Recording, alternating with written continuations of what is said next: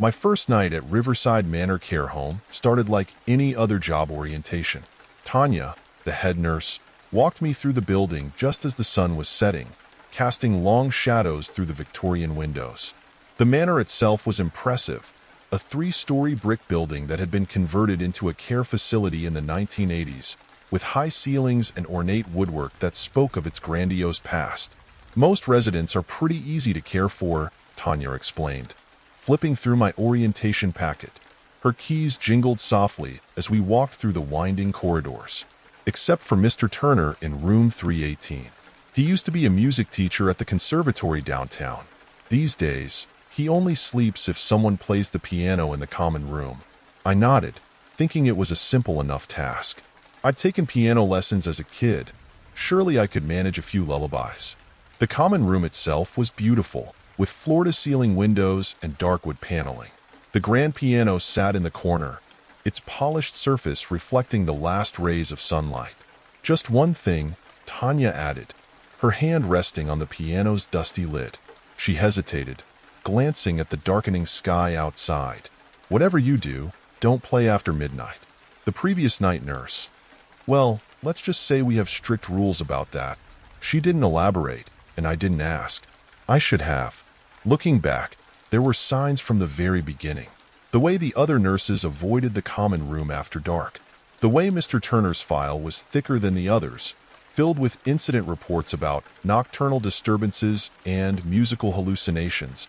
The way the temperature seemed to drop near the piano, even on warm nights. The first few hours of my shift went smoothly enough. I made my rounds, helped with medications, and checked on the residents. Mrs. Peterson needed her evening tea. Mr. Rodriguez wanted help finding his glasses. They were on top of his head. And Miss Collins told me the same story 3 times about her days as a Broadway dancer.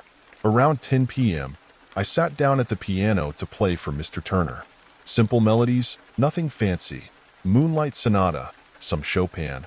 The kind of peaceful music that helps elderly residents drift off to sleep. As I played, I noticed Mr. Turner standing in the doorway, swaying slightly to the music. His white hair was neatly combed, and despite his advanced age, he carried himself with the posture of a performer. "That's nice," he said softly, "but you're playing it too fast." Elizabeth always knew the proper tempo. His eyes grew distant. Such a talented girl. She had perfect pitch, you know. I slowed the tempo, and Mr. Turner smiled approvingly. He sat in one of the armchairs near the piano, his eyes closed, listening intently. By 11 p.m., soft snores echoed from his chair, and I felt pretty good about myself. Maybe this night shift wouldn't be so bad after all. Then the clock struck midnight. I was at the nurse's station doing paperwork when I heard it, the faintest hint of piano music drifting through the halls. At first, I thought I was imagining things. The building was silent except for the usual nighttime sounds. The hum of fluorescent lights, the distant whir of medical equipment, the occasional creak of settling wood. But there it was again. A melody I didn't recognize, played so softly it was barely audible. The notes were complex, intricate, far beyond my modest abilities. Classical, but with a haunting quality that made the hair on the back of my neck stand up. I followed the sound to the common room, my footsteps echoing in the empty hallway. The piano sat in darkness, its lid closed, exactly as I'd left it. But the music continued, growing stronger with each step I took toward the instrument. The melody was beautiful but somehow wrong, like a familiar song played in a minor key. That's when I noticed Mr. Turner standing in the doorway of the common room, fully dressed despite the late hour. He wore an old-fashioned suit, complete with a bow tie, as if he were preparing for a recital. His eyes were fixed on the piano, and there was something about his expression that made my blood run cold. "Mr. Turner?" I whispered. "You should be in bed." He didn't look at me. "She's playing my song," he said, his voice trembling. "The one I wrote for her. The piece that was supposed to launch her career." "Who's playing?" "My Elizabeth. She always practices at midnight." His eyes welled with tears. "She was my best student. Such a tragedy. What happened during her final recital?" The music swelled, and I swear I saw the piano keys moving on their own, dancing to a melody that grew more frantic by the second. The temperature in the room plummeted, and my breath came out in visible puffs of air. The chandelier above us began to sway gently, though there wasn't a breeze. Mr. Turner stepped forward, reaching out toward the piano. "I've missed you, Elizabeth," he whispered. "I've waited so long." That's when I saw her, a flickering shape seated at the piano bench, her form transparent but unmistakably that of a young woman in an old-fashioned dress. Her dark hair was pulled back in a tight bun, and her fingers flew across the keys in a blur, the melody building to a crescendo that made the windows rattle. Sheet music began to flutter around the room, pages turning themselves in an invisible wind. I backed away, my heart pounding, but Mr. Turner moved closer, a peaceful smile on his face. "I'm so sorry," he said to the spectral figure. "I should have told them about your heart condition before the performance. I should have known the piece was too demanding." The music stopped abruptly. The ghostly figure turned, and though I could barely make out her features, the sadness in her eyes was unmistakable. She reached out toward Mr. Turner, her form flickering like a candle in the wind. "It wasn't your fault," a voice whispered, echoing as if from a great distance. "I wanted to make you proud." Mr. Turner reached back, his hand passing through hers. "I'm ready for my final lesson now, Elizabeth." The ghost smiled, shifting on the bench to make room. Mr. Turner sat beside her, his movements smooth and sure, unlike his usual fragile demeanor. Together, they began to play, a duet this time, their hands moving in perfect synchronization across the keys. The music was otherworldly, a piece I'd never heard before and would never be able to describe. I should have called for help. I should have tried to stop whatever was happening. Instead, I stood frozen, watching as Mr. Turner and his spectral student played their hearts out, their forms becoming less and less distinct as the music reached its finale. When the last note faded away, both figures were gone. The piano sat silent, its keys untouched, while the first light of dawn began to creep through the windows. That was my last night at Riverside Manor. I submitted my resignation the next morning. They found Mr. Turner in the common room, peaceful in his favorite armchair, a sheet of piano music clutched in his hands. The paper was yellowed with age, its corners crumbling, and at the top was written, "For Elizabeth," in faded ink. The coroner said it was natural causes, but I know better. The story made the local papers. That's how I learned about Elizabeth Chen, a promising young pianist who had collapsed during her graduation recital in 1952. She had been playing an original composition by her teacher, James Turner, when her heart gave out. The piece was never performed again. Sometimes, when I pass by the care home at night, I swear I can still hear piano music drifting through the windows. A teacher and his student, playing duets in the darkness, their melodies eternally entwined in the midnight hour. The music is beautiful now, without the frantic quality it had that night. Just two souls, finally at peace, sharing their love of music forever. I never played piano again, but sometimes, on quiet nights, I find myself humming a fragment of their duet. A melody that doesn't quite belong in this world. A song of regret and forgiveness, of guilt and redemption, of a teacher and student whose music transcended death itself. They say Riverside Manor is still looking for a night nurse. The piano sits untouched in the common room, gathering dust. But every midnight, like clockwork, the music begins again. I never thought I'd find myself working in a library, especially not the imposing Victorian-era building that loomed over the corner of Maple and Fifth.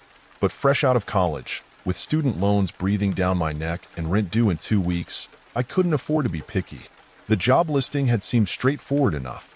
Night shift cataloging position in rare book section. Independent work environment. Detail-oriented individual required. Competitive salary.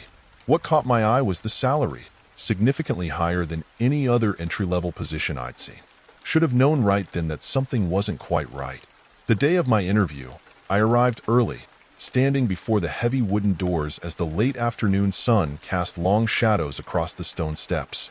The building itself seemed to watch me, its Gothic architecture and weathered gargoyles creating an atmosphere that felt more like a cathedral than a library.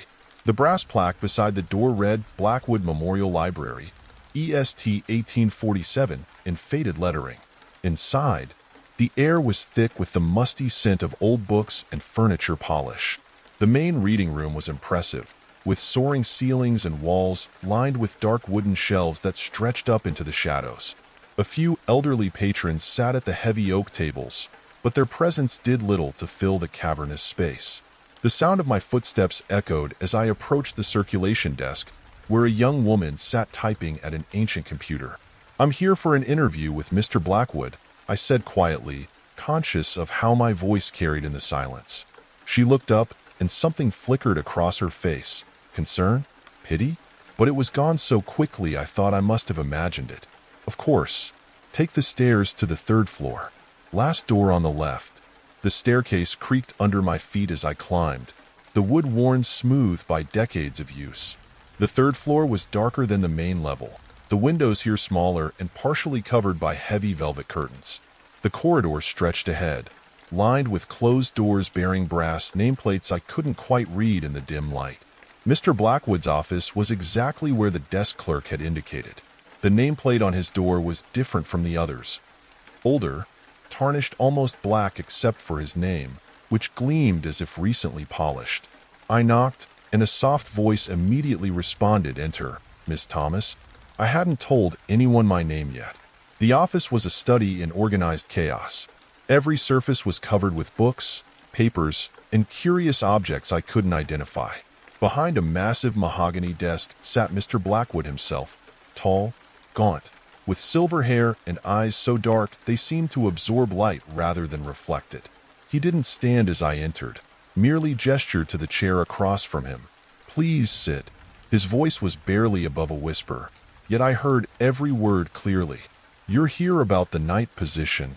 It wasn't a question, but I nodded anyway. "Yes, sir. I saw the listing online and—" He waved his hand dismissively. "Your qualifications are sufficient. The position is yours, should you wish to accept it. The hours are from midnight to 6 a.m., Tuesday through Saturday.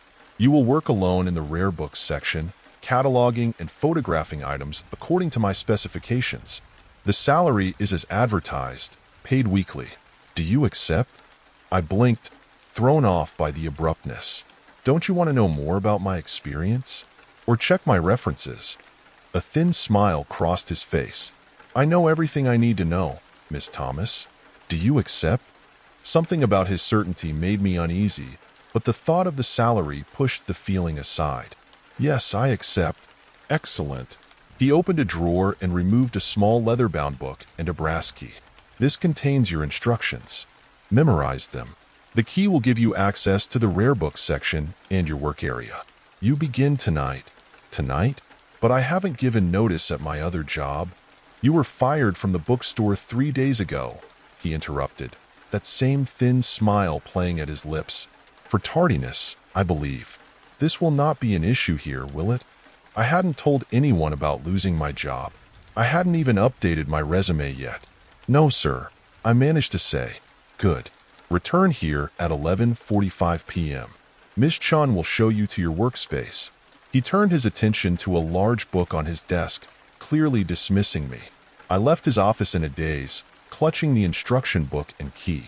The rational part of my mind was screaming that something was wrong, that I should walk away, but the rest of me was already calculating how many months of rent this job would cover. When I returned that night, the library was dark except for a few security lights. Miss Chen, the same woman from the circulation desk, was waiting by the front door. She didn't speak as she led me through the building, past the main reading room and down a narrow staircase I hadn't noticed before. The basement level was cooler than the floors above, the air heavy with the scent of old paper and leather. My workspace turned out to be a small room tucked away behind the rare book stacks. A heavy wooden desk dominated the space, its surface bare except for a metal lamp, a camera that looked more antique than digital, and a stack of manila envelopes. The only decoration was a large clock on the wall, its ticking unnaturally loud in the silence. "Your instructions are in the book," Miss Chun said, speaking for the first time. "Mr. Blackwood is very particular about his procedures." She hesitated, then added, "Don't deviate from them. Not ever." Before I could respond, she turned and left, her footsteps quickly fading away. I sat down and opened the instruction book, its pages yellow with age. The rules were listed in precise handwriting. 1. Each night, you will find a list of books to be photographed on your desk. 2. Locate each book and photograph the specified pages only. 3. Place the photographs in the provided envelope. 4. Do not develop or view the photographs. 5. Leave the envelope in Mr. Blackwood's office before departing. 6. Do not remove any books from the rare books section. 7. Do not attempt to catalog or photograph books not on your list. 8. If you hear anyone in the stacks after hours, do not investigate. 9. If you find any loose pages, do not read them. Place them in the brass box on your desk. 10. Do not remain in the building past 6 a.m. The last rule was underlined 3 times. Sure enough, there was a list on my desk, written in the same handwriting as the instruction book. 5 titles, all in languages I didn't recognize, with specific page numbers listed beside each one. The books weren't hard to find. The rare books section was meticulously organized, each shelf labeled with perfect precision. That first night passed quietly enough. The books were beautiful, bound in leather and decorated with intricate designs. I found myself wanting to read them, to understand the strange symbols and flowing scripts that filled their pages, but I remembered Miss Chin's warning and stuck to my task. The second night, I noticed something odd. One of the books on my list had a familiar name, Thomas. Not just Thomas, but Elizabeth Thomas, my grandmother's name. The book itself was unremarkable, bound in plain brown leather, but seeing my family name sent a chill down my spine. I almost convinced myself it was a coincidence until I saw the publication date, 1847, the same year the library was established. On the third night, I heard footsteps in the stacks. They were slow, deliberate, moving up and down the aisles as if searching for something. I remembered rule number 8 and kept working, but I couldn't shake the feeling that whoever, or whatever, was out there knew I was listening. The fourth night, I found a loose page on my desk. The paper was old, the edges crumbling, covered in handwriting I recognized from the instruction book. Before I could stop myself, I read the first line. The deal remains in effect. Payment will continue as agreed. I quickly placed it in the brass box, but the words stayed with me. By the end of my first week, I had developed a routine. Arrive at 11:45, check my list, locate the books, photograph the specified pages, deliver the envelope to Mr. Blackwood's office. Simple. Except nothing about this job was simple, and the questions kept piling up. Why did Mr. Blackwood never seem to leave his office? I would see light under his door at midnight, and it would still be there when I left at 6. Why did the list sometimes include books with my family members' names? Why did the camera never need new film, despite taking dozens of photographs each night? The breaking point came during my second week. The list that night contained only one title, a complete record of the Blackwood family, 1847 to 1899. The book was exactly where it should be, bound in black leather with silver clasps. As I opened it to the specified page, a photograph slipped out and fell to the floor. I knew I should put it in the brass box without looking. I knew the rules, but curiosity overcame caution, and I picked it up. The photograph was old, the edges yellow and curling, but the image was crystal clear. It showed the library's reading room, much as it looked today, with a group of people posed formally in front of the circulation desk. The date at the bottom read 1888, and there, in the center of the group, stood Mr. Blackwood. Not someone who looked like him, not an ancestor. It was him, exactly as he appeared today, down to the way he held his left hand slightly curved at his side. Even the suit he wore was the same one I had seen him in that very morning. My hands were shaking as I slipped the photograph into the brass box. When I turned back to the book, I noticed something else. The pages were blank. Every single page, completely empty, as if they had never been written on at all. I heard footsteps in the stacks again, closer this time. Then Mr. Blackwood's voice, soft as ever. "Miss Thomas? A word, please." I ran, through the stacks, up the stairs, not stopping until I reached my car. As I pulled away from the library, I looked back and saw him standing at the third-floor window, watching me leave.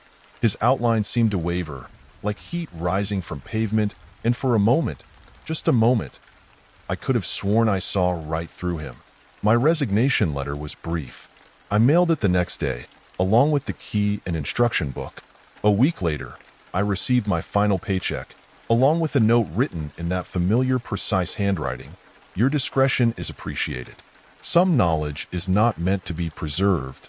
I never went back to the library, but sometimes, when I drive past it late at night, I see lights moving in the basement windows. And sometimes, just sometimes, I catch a glimpse of a tall figure standing at the third-floor window, as if waiting for someone to return the books I was never meant to find. Last month, I received a job offer in the mail. The salary was incredible, the hours perfect. The letterhead read, Blackwood Digital Archives, preserving history since 1847. I burned it without reading past the first line. Some jobs aren't worth any salary. Some questions are better left unanswered. And some libraries, I've learned, collect far more than just books. I should have known something was off about the job from the start. The pay was too good for basic overnight security work at a tech company, and the hiring process was suspiciously quick. One phone interview, no background check, and I was starting that night. But when you're 3 months behind on rent and desperate, you don't ask too many questions. Axiom Technologies occupied the entire 8th floor of a downtown high-rise. My shift supervisor, Miranda, gave me a rush tour just before sunset. It's pretty straightforward, she explained. Walking briskly through the maze of cubicles and conference rooms, monitor the security feeds, do hourly walks around the floor, and log anything unusual. The other guard, Keith, handles floors 6 and 7. The security office was a small room near the elevator bank, walls lined with monitors showing different areas of the floor. A desk with 2 chairs faced the screens, and a mini fridge hummed quietly in the corner. Keith will show you the ropes, Miranda said, checking her watch. He should be here any minute. Don't leave the floor unless there's an emergency, and always keep your radio on. She handed me a key card and a walkie-talkie before hurrying toward the elevator. What about bathroom breaks? I called after her. Use the one down the hall. And Haley? She held the elevator door open for a moment. If Keith starts acting strange, just ignore him. He's been here a long time. The doors closed before I could ask what she meant. I spent the next 20 minutes familiarizing myself with the monitor setup. Each screen showed a different section of the floor, cubicles, break rooms, conference areas, and corridors. The night shift was from 8 p.m. to 6 a.m., and by the time the clock hit 8:15, Keith still hadn't shown up. At 8:30, I decided to do my first walkthrough. The floor was eerily quiet, the only sound coming from the gentle hum of computers left running overnight. Motion-activated lights flickered on as I walked, creating pools of fluorescent brightness in the otherwise dim space. I was checking the last conference room when I heard footsteps behind me. I turned to find a tall man standing in the doorway, his security uniform slightly too small for his frame. He had to be in his 50s, with thinning gray hair and thick glasses that magnified his pale blue eyes. "You must be Haley," he said, his voice unexpectedly high-pitched. "I'm Keith." He didn't offer to shake hands, just stood there staring at me with an unsettling intensity. "Nice to meet you," I replied, trying to sound casual. "Miranda said you'd show me around? Follow me."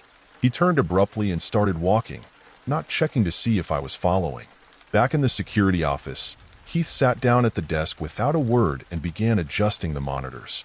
I noticed his movements were oddly precise, almost mechanical. "The cameras run on a 30-second delay," he explained, not looking at me. "Sometimes they show things that aren't there anymore. Sometimes they show things that never were." I wasn't sure how to respond to that. Okay. What should I be watching for? Movement. He finally turned to look at me, his eyes seeming even larger behind his glasses. "Any movement at all. Log it in here." He tapped a thick notebook on the desk. Time, location, description, everything. I glanced at the notebook. The previous entries were written in cramped, obsessive handwriting. 10:15 p.m., movement in cubicle B7. Computer screen flickered. 11:42 p.m., shadow past conference room 3. No source found. 1:17 a.m., figure standing in break room. Gone when investigated. These entries, I started to say, are all accurate, Keith interrupted. Every single one. His fingers drummed against the desk in an odd rhythm. You'll see. The next few hours were uncomfortable, to say the least. Keith barely moved, his eyes fixed on the monitors. Every now and then, he'd write something in the notebook, his pen scratching against the paper. I tried making small talk, but his responses were either one-word answers or bizarre non-sequiturs about the building's history. Around midnight, I noticed something odd on one of the screens. A shadow seemed to move across an empty corridor, but when I looked at the adjacent cameras, there was nothing there. Did you see that? I asked. Keith smiled for the first time, but it didn't reach his eyes. Movement. Log it. But what was it? Log it, he repeated, more firmly this time. I wrote down the incident, feeling ridiculous. It was probably just a trick of the light, or maybe the camera glitching. But over the next few hours, I saw more inexplicable things. Chairs that seemed to move slightly between camera sweeps. Shadows that shouldn't exist given the lighting. And once, just for a split second, what looked like a figure standing in the break room, though the door had been locked all night. Keith recorded everything without comment, his writing getting progressively more frantic with each entry. I noticed he kept glancing at me when he thought I wasn't looking, that same intense stare that made my skin crawl. At 3 a.m., he stood up suddenly. Time for rounds, he announced. You stay here. I watched him on the monitors as he walked through the floor, his movements still unnaturally precise. He stopped in each room, standing completely still for exactly 30 seconds before moving on. When he reached the break room, he spent several minutes staring directly into the camera. When he returned, something about him seemed different. His movements were jerkier, his breathing more labored. Your turn, he said. Check everything. Every room, every corner. Shouldn't one of us stay with the monitors? Go. His voice had changed too, becoming even higher and more strained. Now, I didn't want to go, but I also didn't want to stay alone with him in that small room. The floor felt different now, more threatening somehow. The lights seemed dimmer, the shadows deeper. In each room, I could swear I heard footsteps behind me, but every time I turned around, there was nothing there. In the break room, all the chairs had been arranged in a circle, facing the center. I was certain they hadn't been like that during my first round. My radio crackled to life, making me jump. See anything interesting? Keith's voice was distorted by static. No, I lied. Everything's normal. Check the supply closet next to conference room 4, he said. I thought I saw movement there. The supply closet was at the far end of the floor, away from the security office.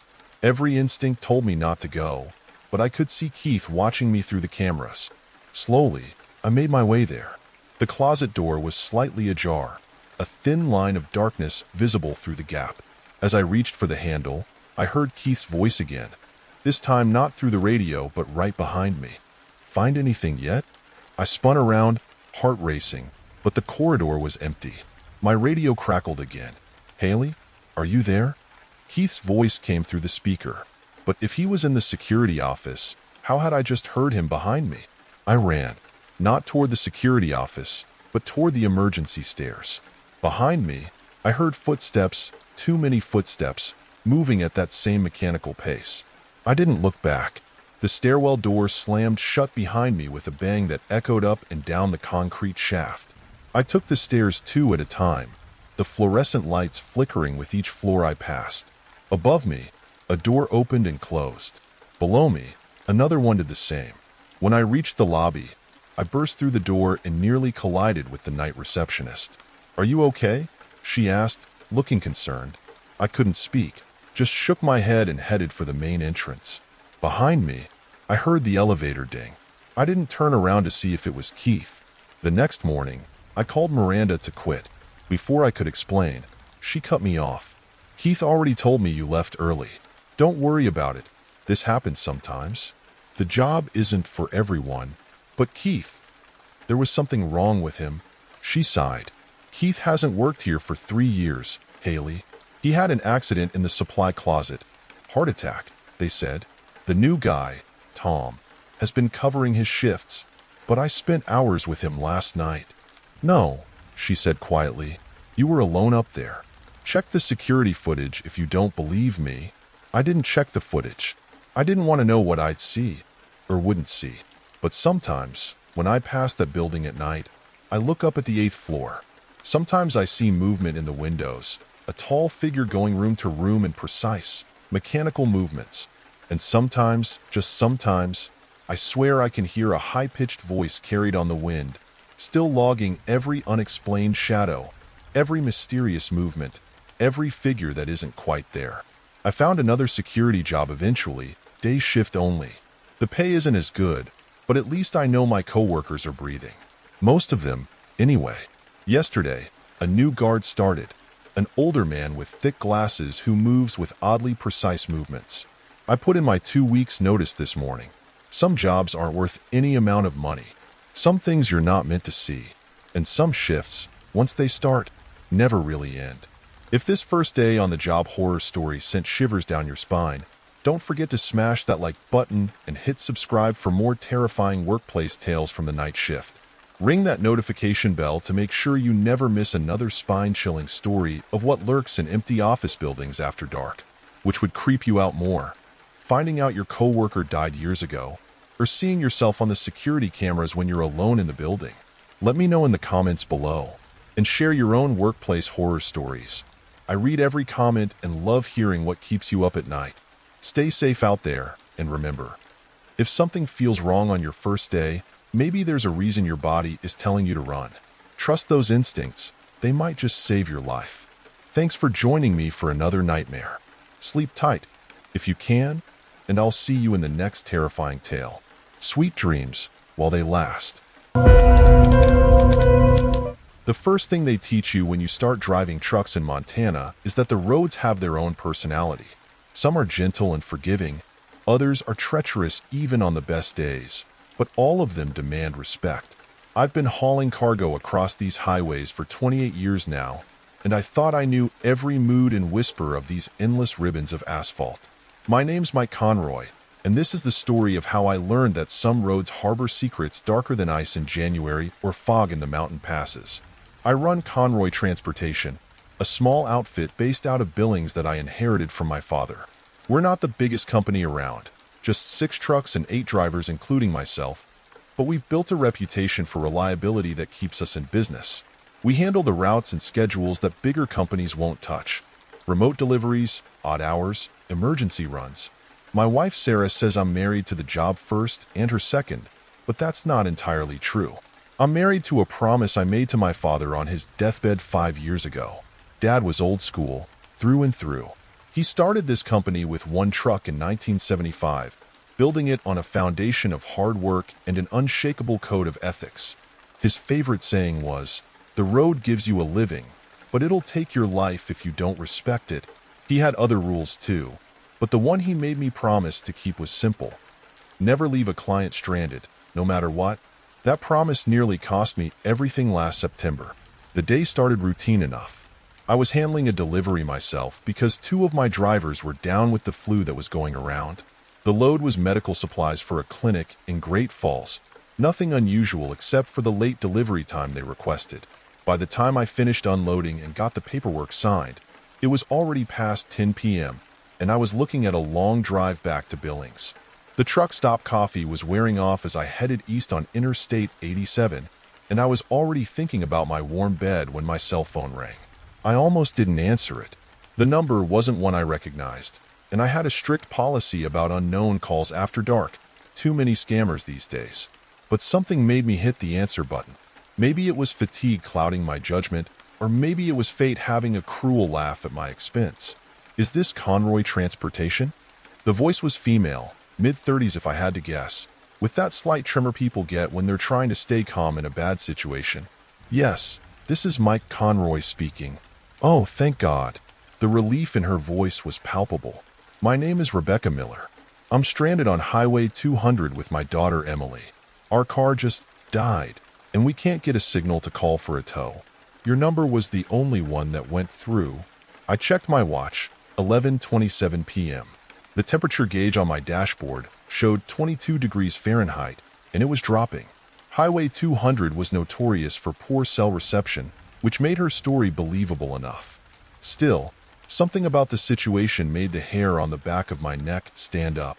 "Where exactly are you, Mrs. Miller?" "Please call me Rebecca. We're about halfway between Great Falls and Lewistown, just past a sign for Rogers Pass.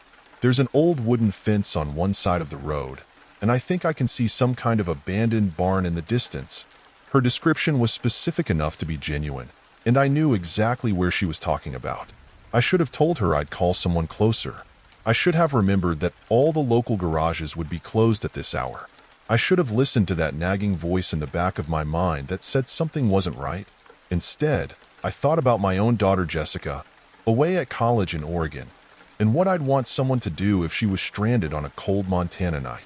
"I can be there in about an hour," I said, already signaling to turn around. "Just stay in your car with the doors locked, and I'll flash my high beams 3 times when I approach so you know it's me." "Thank you, Mr. Conroy. You don't know what this means to us." There was something odd about the way she said that last part, a strange echo in her voice that I attributed to the poor connection. The call ended abruptly, leaving me with nothing but the hum of my engine and the growing darkness outside. The night seemed to get darker as I drove, which shouldn't have been possible. The moon was supposed to be nearly full, but heavy clouds had rolled in, creating an oppressive ceiling that seemed to press down on the landscape. My headlights carved a tunnel through the darkness, but instead of providing comfort, they only emphasized how alone I was out there. I passed through several small towns, each one darker and more silent than the last. The few lights I saw in windows seemed distant and unreal, like stars glimpsed through fog. The temperature kept dropping, and frost started forming patterns on the edges of my windshield, despite the heater running full blast. It was just past midnight when I spotted the wooden fence Rebecca had mentioned. The abandoned barn was there too, a dark shape against the darker sky. My headlights swept across a red Subaru pulled over on the shoulder, frost already thick on its windows. I flashed my high beams 3 times as promised and pulled up behind it. The first warning sign should have been how cold it was when I stepped out of my truck. Montana gets cold, that's no secret. But this was different. This cold had weight to it, presence. It felt like stepping into a freezer that had been running since the beginning of time. The second warning sign was the silence. Out here, you always hear something. Wind in the grass, distant animals, the tick of cooling engines. But there was nothing. Not even the sound of my boots on the gravel seemed to carry properly. I grabbed my toolbox and flashlight, more out of habit than any real belief I'd be doing roadside repairs. As I approached the Subaru, I noticed both front doors were slightly open, which made no sense given the temperature. The interior lights were off, but I could see personal belongings scattered across the seats. A purse, a backpack decorated with band patches, a thermal coffee mug in the holder. "Hello?" I called out. "Rebecca? Emily?" My voice sounded flat, like the air itself was too cold to carry sound properly. There was no response, but I noticed something that made my stomach clench. Footprints in the frost-covered grass leading away from the car. 2 sets, one larger than the other, heading toward a grove of cottonwood trees about 100 yards from the road. Every horror movie I'd ever seen flashed through my mind, along with my father's voice reciting another of his rules. If something feels wrong, it probably is. But I also heard his voice reminding me of my promise. Never leave a client stranded. Besides, I reasoned, if someone was really in trouble out there. I followed the footprints, my flashlight beam bouncing off the frost that seemed to be growing thicker by the minute. The temperature was still dropping, and my breath came out in clouds so dense they almost seemed solid. As I got closer to the trees, I noticed something strange about the footprints. They started out normal enough, but gradually became less and less distinct, as if whoever made them was somehow getting lighter. The cottonwoods loomed ahead, their branches tangled together like gnarled fingers against the sky. My flashlight caught something metallic hanging from one of the lower branches, a charm bracelet, the kind teenage girls wear. It was swaying gently, despite the complete absence of wind. When I reached out to touch it, the metal was so cold it almost burned.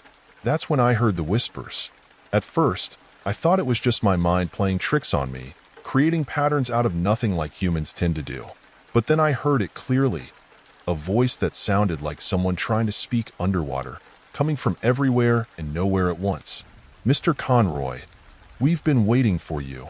I swung my flashlight around wildly, trying to locate the source of the voice. The beam cut through the darkness between the trees, and what I saw there will haunt me until the day I die. Standing between two massive cottonwoods was a figure that looked almost like a woman. Almost. Her form was blurred, like a photograph taken with a camera that wouldn't stay still. She was wearing what appeared to be a blue winter coat, but the edges of the garment seemed to fade into the darkness around her. Where her feet should have been touching the ground, there was nothing but empty air. Behind her, partially hidden by another tree, was a smaller figure that I assumed was Emily. The girl's form was equally distorted, and she seemed to be flickering in and out of existence like a faulty fluorescent light. Both figures were surrounded by what looked like frost in the air, creating halos of ice crystals that caught the light from my flashlight and scattered it in impossible ways. I'd like to say I stood my ground, that I tried to help or at least understand what I was seeing. But primal instinct took over, and I ran. The flashlight fell from my numb fingers as I turned and sprinted back toward my truck. Behind me, I could hear that awful underwater whisper getting louder, accompanied by a sound like crackling ice and what might have been laughter. The distance to my truck seemed to have doubled, maybe tripled. My lungs burned from the cold air, and my legs felt like they were moving through molasses. The whispers were getting closer, and the air around me grew colder with each step. Ice crystals formed on my jacket, in my hair, on my eyelashes. When I finally reached the truck, my hands were shaking so badly I could barely get the key in the ignition. The engine turned over reluctantly, as if it too had been touched by whatever supernatural cold was pervading the air. As I threw the truck into gear, my headlights swept across the field one last time, and there they were, Rebecca and Emily Miller, standing at the edge of the road. Their forms were still blurred and distorted, but I could see their faces clearly now.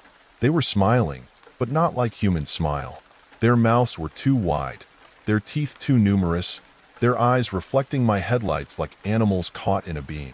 I floored the accelerator, not caring about road conditions or safety regulations. In my rearview mirror, I watched their figures growing smaller until they disappeared entirely. But even after I could no longer see them, I felt their presence, a cold spot in my mind that wouldn't go away. The rest of the drive home is a blur in my memory. I know I didn't stop once, not even when my fuel gauge was running low. The sun was rising by the time I pulled into my driveway, and Sarah was already up, worried sick because I hadn't called. I tried to tell her what happened, but the words wouldn't come out right. How do you tell someone you love that everything they believe about the world is wrong? I called the local police later that morning and reported what I'd found. The officer who took my statement was professional but skeptical. They sent a patrol car out to investigate, but they found nothing. No car, no footprints, not even the charm bracelet I'd seen in the trees. The officer suggested I'd been tired and seeing things, maybe even hallucinating from fatigue. I almost wanted to believe him, but then I started doing research. 20 years ago, almost to the day, a woman named Rebecca Miller and her 15-year-old daughter Emily disappeared while driving home one night. Their car was found abandoned on Highway 200, with footprints leading into a field beside the road. The official report noted that the car's windows were covered in an unusual amount of frost, despite the temperature being relatively mild for September. They were never seen again. I dug deeper, spending countless hours in library archives and online forums. I found other stories, dozens of them, spanning back almost 50 years, all following the same pattern. Stranded motorists on Highway 200, usually at night, usually during the colder months. Some of the stories ended with disappearances, others with lucky escapes like mine. In many of the accounts, witnesses described seeing blurred figures and feeling unnatural cold. The thing that really keeps me up at night, though, is what I found in my father's old logbooks. 3 weeks before his fatal heart attack, he'd written an entry about a late-night call from a woman and her daughter stranded on Highway 200. The entry ends mid-sentence, and the next several pages are blank. I remember that week. Dad came home late one night, pale and shaken, refusing to talk about where he'd been. He never drove that route again. I still run my transport company. Bills don't pay themselves, and I've got employees counting on me. But I've made some changes. We don't take calls from unknown numbers after dark anymore, and we've rerouted all our night deliveries to avoid that stretch of Highway 200. I've lost some clients over it, but that's a price I'm willing to pay. Sometimes, on cold nights when I'm driving alone, I think I catch glimpses of blurred figures standing by the roadside in my peripheral vision. I never look directly at them anymore. I've learned that some things in this world aren't meant to be seen clearly, and some mysteries are better left unsolved. The charm bracelet shows up sometimes, in my dreams. It's always swaying in a non-existent wind, ice crystals forming around it like tiny diamonds. In the dreams, I can read the charms. One says Emily, another has a date, September 15th, 1993, and a third simply says forever. I wake up from these dreams with frost on my windows, even in the middle of summer. I've never told this story publicly before, but I think it's time people knew. Not because I expect anyone to believe me, but because I hope it might save someone else from making the same mistake I did. If you're driving on Highway 200 at night, and you get a call from someone stranded on the road, don't stop. Don't answer. Just keep driving. Because out there in the darkness, where the road stretches endlessly under a starless sky, there are things waiting. Things that wear familiar faces and speak with friendly voices. Things that know how to prey on our better nature. They're patient and they're hungry, and they've been waiting a very long time. My father was right about one thing. The road gives you a living, but it'll take your life if you don't respect it.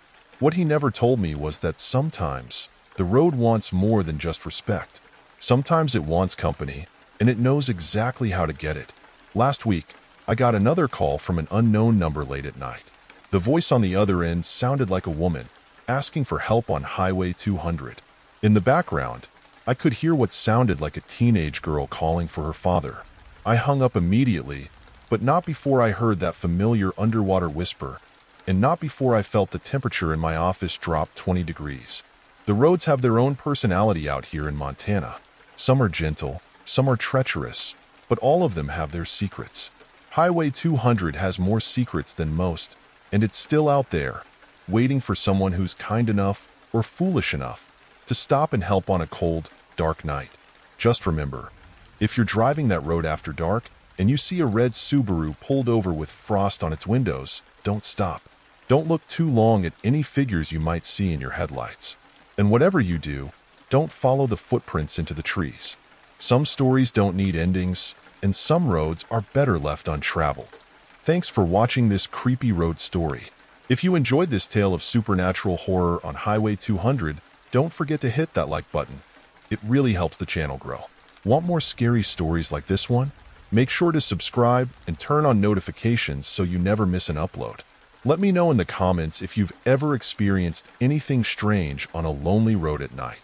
Until next time, drive safe, and remember, some roads are better left untraveled after dark.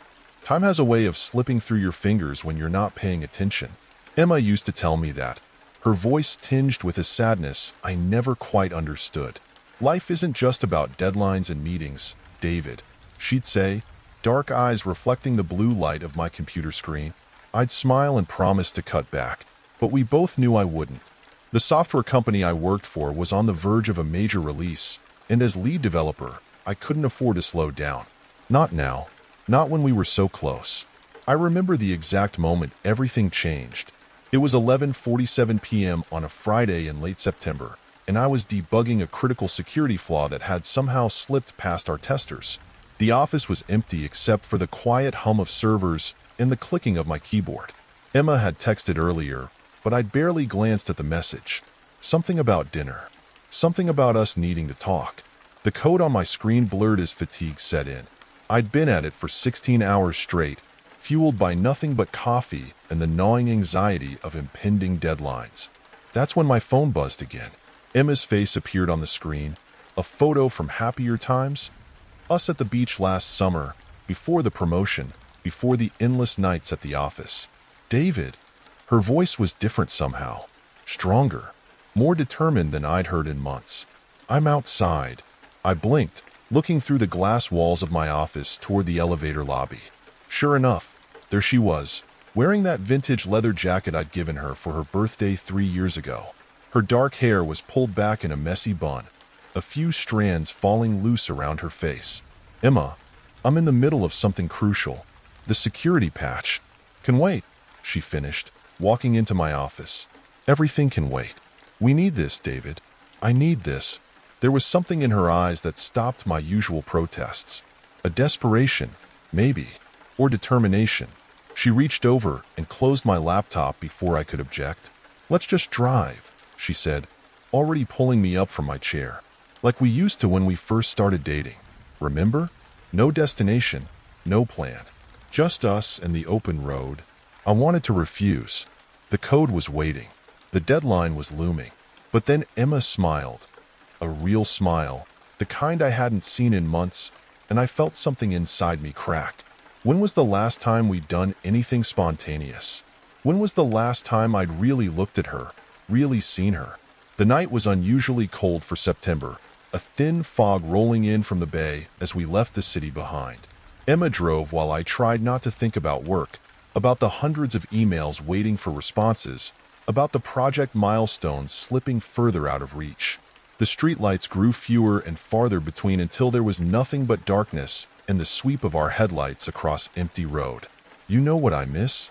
Emma said suddenly, glancing at me. Her fingers drummed a nervous rhythm on the steering wheel. "The way you used to look at me like I was the most fascinating thing in the world. The way you used to tell me about your dreams. Not just the next deadline or the next promotion, but real dreams. Remember that startup idea you had? The app that would help people reconnect with old friends? Whatever happened to that?" The words hit harder than they should have. I opened my mouth to respond, but nothing came out. What had happened to that dream? When had I stopped being the person who had wild ideas and started being the person who only cared about meeting expectations? Before I could find an answer, the engine sputtered and died. "Perfect," I muttered, checking the dash. The fuel gauge hovered just above empty. Emma pulled over, the car coasting to a stop on the shoulder. In the distance, a single light pierced the fog, a gas station, its sign barely visible through the mist. "It's only about half a mile," Emma said. "We can walk it." The fog thickened as we walked, wrapping around us like a damp blanket. Something about it felt wrong, but I couldn't say why. Maybe it was the way it muffled our footsteps, or how it seemed to pulse slightly, like it was breathing. Or maybe it was the way it made the world feel smaller, like everything beyond our immediate vicinity had ceased to exist. "Do you ever think about that night in college?" Emma asked suddenly. "The night we met?" I did. It was another foggy night, almost 7 years ago. I'd been walking home from the library, lost in thoughts about coding projects and upcoming exams.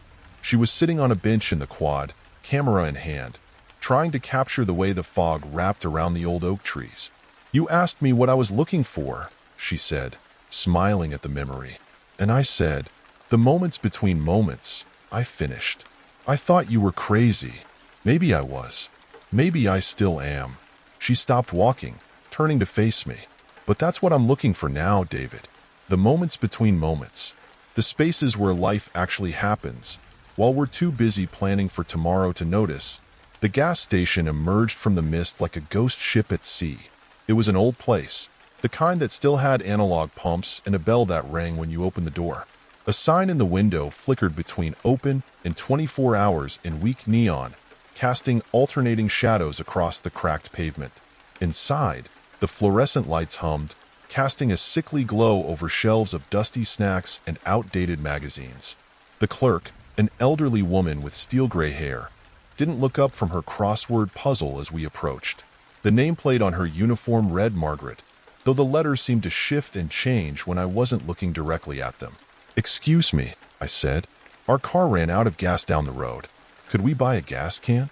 She looked up slowly, her pale eyes focusing somewhere just past my shoulder. "You've been here before," she said. It wasn't a question. "No, we haven't," Emma replied. "We've never been to this area." The woman smiled, revealing teeth that seemed too sharp, too white. "Not yet, but you will be." Again and again. She paused, tapping her pen against the crossword puzzle. "Time isn't what you think it is, you know. It's not a line. It's more like a pool. Every moment exists simultaneously, rippling out, affecting every other moment. Sometimes the ripples collide, And then she made a gesture with her hands, like waves crashing together. Before I could ask what she meant, the lights flickered. In that brief moment of darkness, something changed. The woman was gone. In her place sat a young man in a modern uniform, typing on his phone. "Can I help you?" he asked, looking up. Emma gripped my arm. "David, look." She pointed to the security monitor behind the counter. On the screen, I could see us, Emma and me, walking into the store. But we were wearing different clothes, and then different ones again, and again. The images kept changing, showing us entering the store dozens of times, each time slightly different. Some versions of us looked younger, like we did in college. Others looked older, with gray in my hair and lines around Emma's eyes. In one image, Emma wore a wedding dress. In another, she wasn't there at all. Just me, alone, looking lost and hollow. "What is this?" I demanded, but the clerk was gone again. The lights flickered once more, and suddenly we were outside, standing by our car. But it wasn't where we'd left it. It was parked at one of the gas pumps. "We need to leave," Emma whispered. "Now." I jumped into the driver's seat, turning the key. The engine roared to life, and I pulled out onto the road, pressing the accelerator hard. In the rearview mirror, the gas station's lights faded into the fog. "Did that really happen?" Emma asked, her voice shaking. "It felt like a dream," I finished, "or a nightmare." We drove in silence for several minutes, both trying to process what we'd experienced. Then Emma gasped. Ahead of us, through the fog, a familiar light pierced the darkness. The same gas station, its sign still flickering weakly. "Impossible," I muttered. "We've been driving straight away from it," but there it was. And as we drove past, I saw ourselves through the window, standing at the counter, talking to a clerk who wasn't there. I hit the accelerator harder, but it didn't matter. Every turn, every straight stretch of road, led us back to that same station. After the fifth time, I noticed something in the rearview mirror. Emma was crying, but the tears were running up her face. The dashboard clock was spinning backward. Outside, the fog wasn't just moving. It was forming patterns, symbols I almost recognized from long-forgotten dreams. "David," Emma whispered, "I need to tell you something." I turned to look at her, but her voice seemed to come from everywhere and nowhere at once. "When you asked me what I was looking for that night in college," I lied. "I wasn't just photographing the fog. I was waiting for someone. For you." "What do you mean?" "I'd seen you before. In dreams. In moments between moments. I knew you were coming, just like I knew this night would come."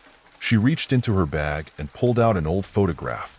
It showed the gas station, exactly as it looked now, but the date stamp read 1973. "That's impossible," I said. "You weren't even born then. Neither were you. But we were here. We're always here."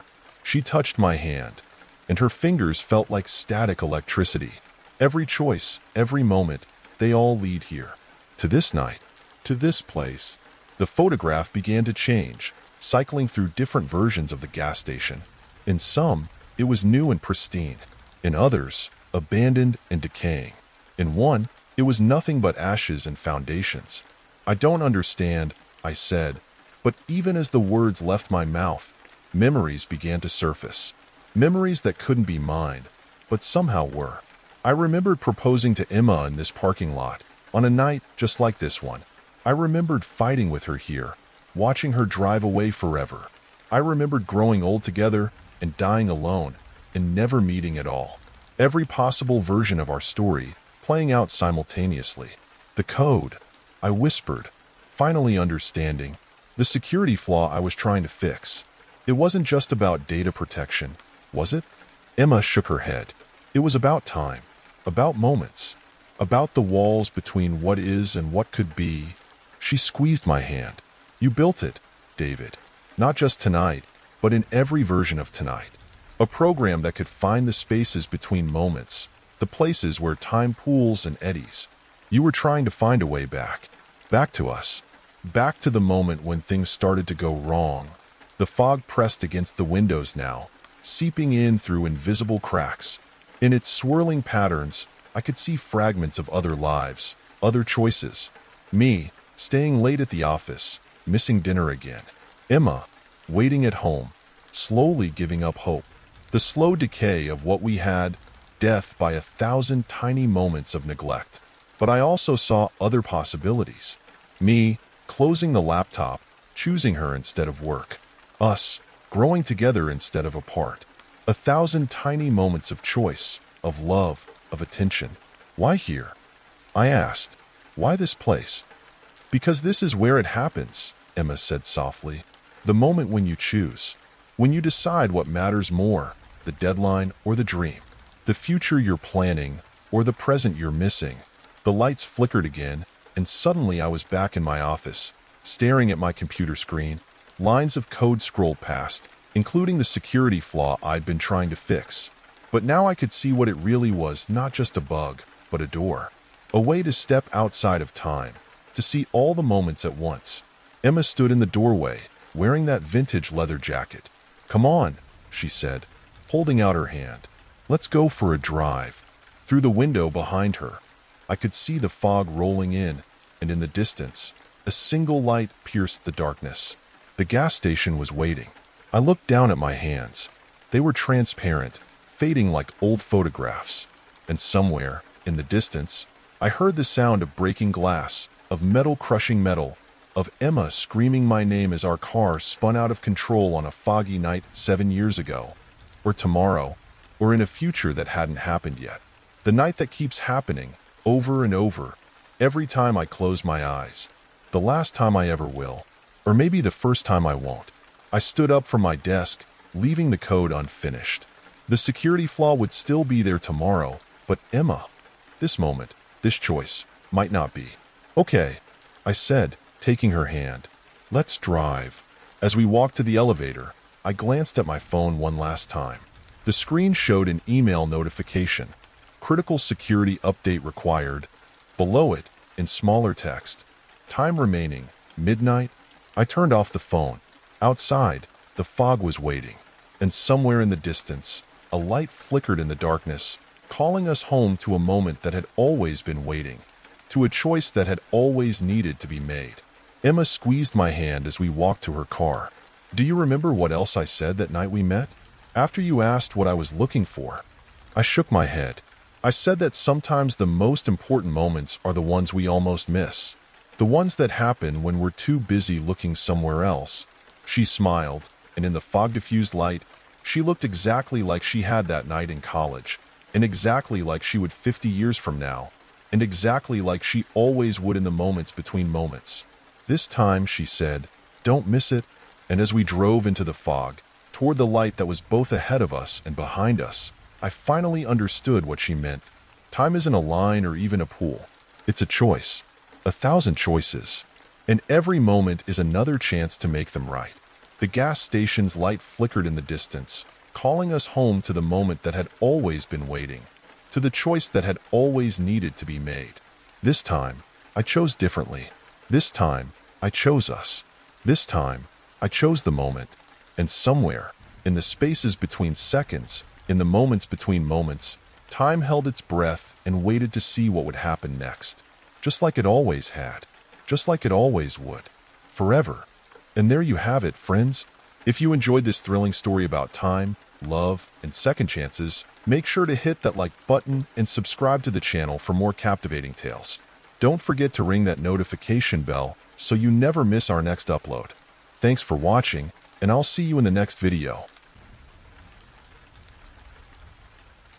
If you're fascinated by tales of the strange and dangerous, stories where nature reminds us just how powerful and unpredictable it can be, then you're in the right place. This is the story of 5 university students who nearly learned that lesson the hard way in the summer of 2019. But before we dive into their harrowing experience at what locals call Echo Cave, let me paint you a picture of who these 5 friends were, because understanding their backgrounds helps explain why they found themselves in such a perilous situation that July afternoon. Marcus Chin, the group's unofficial leader, was a 22-year-old geology major at the University of British Columbia.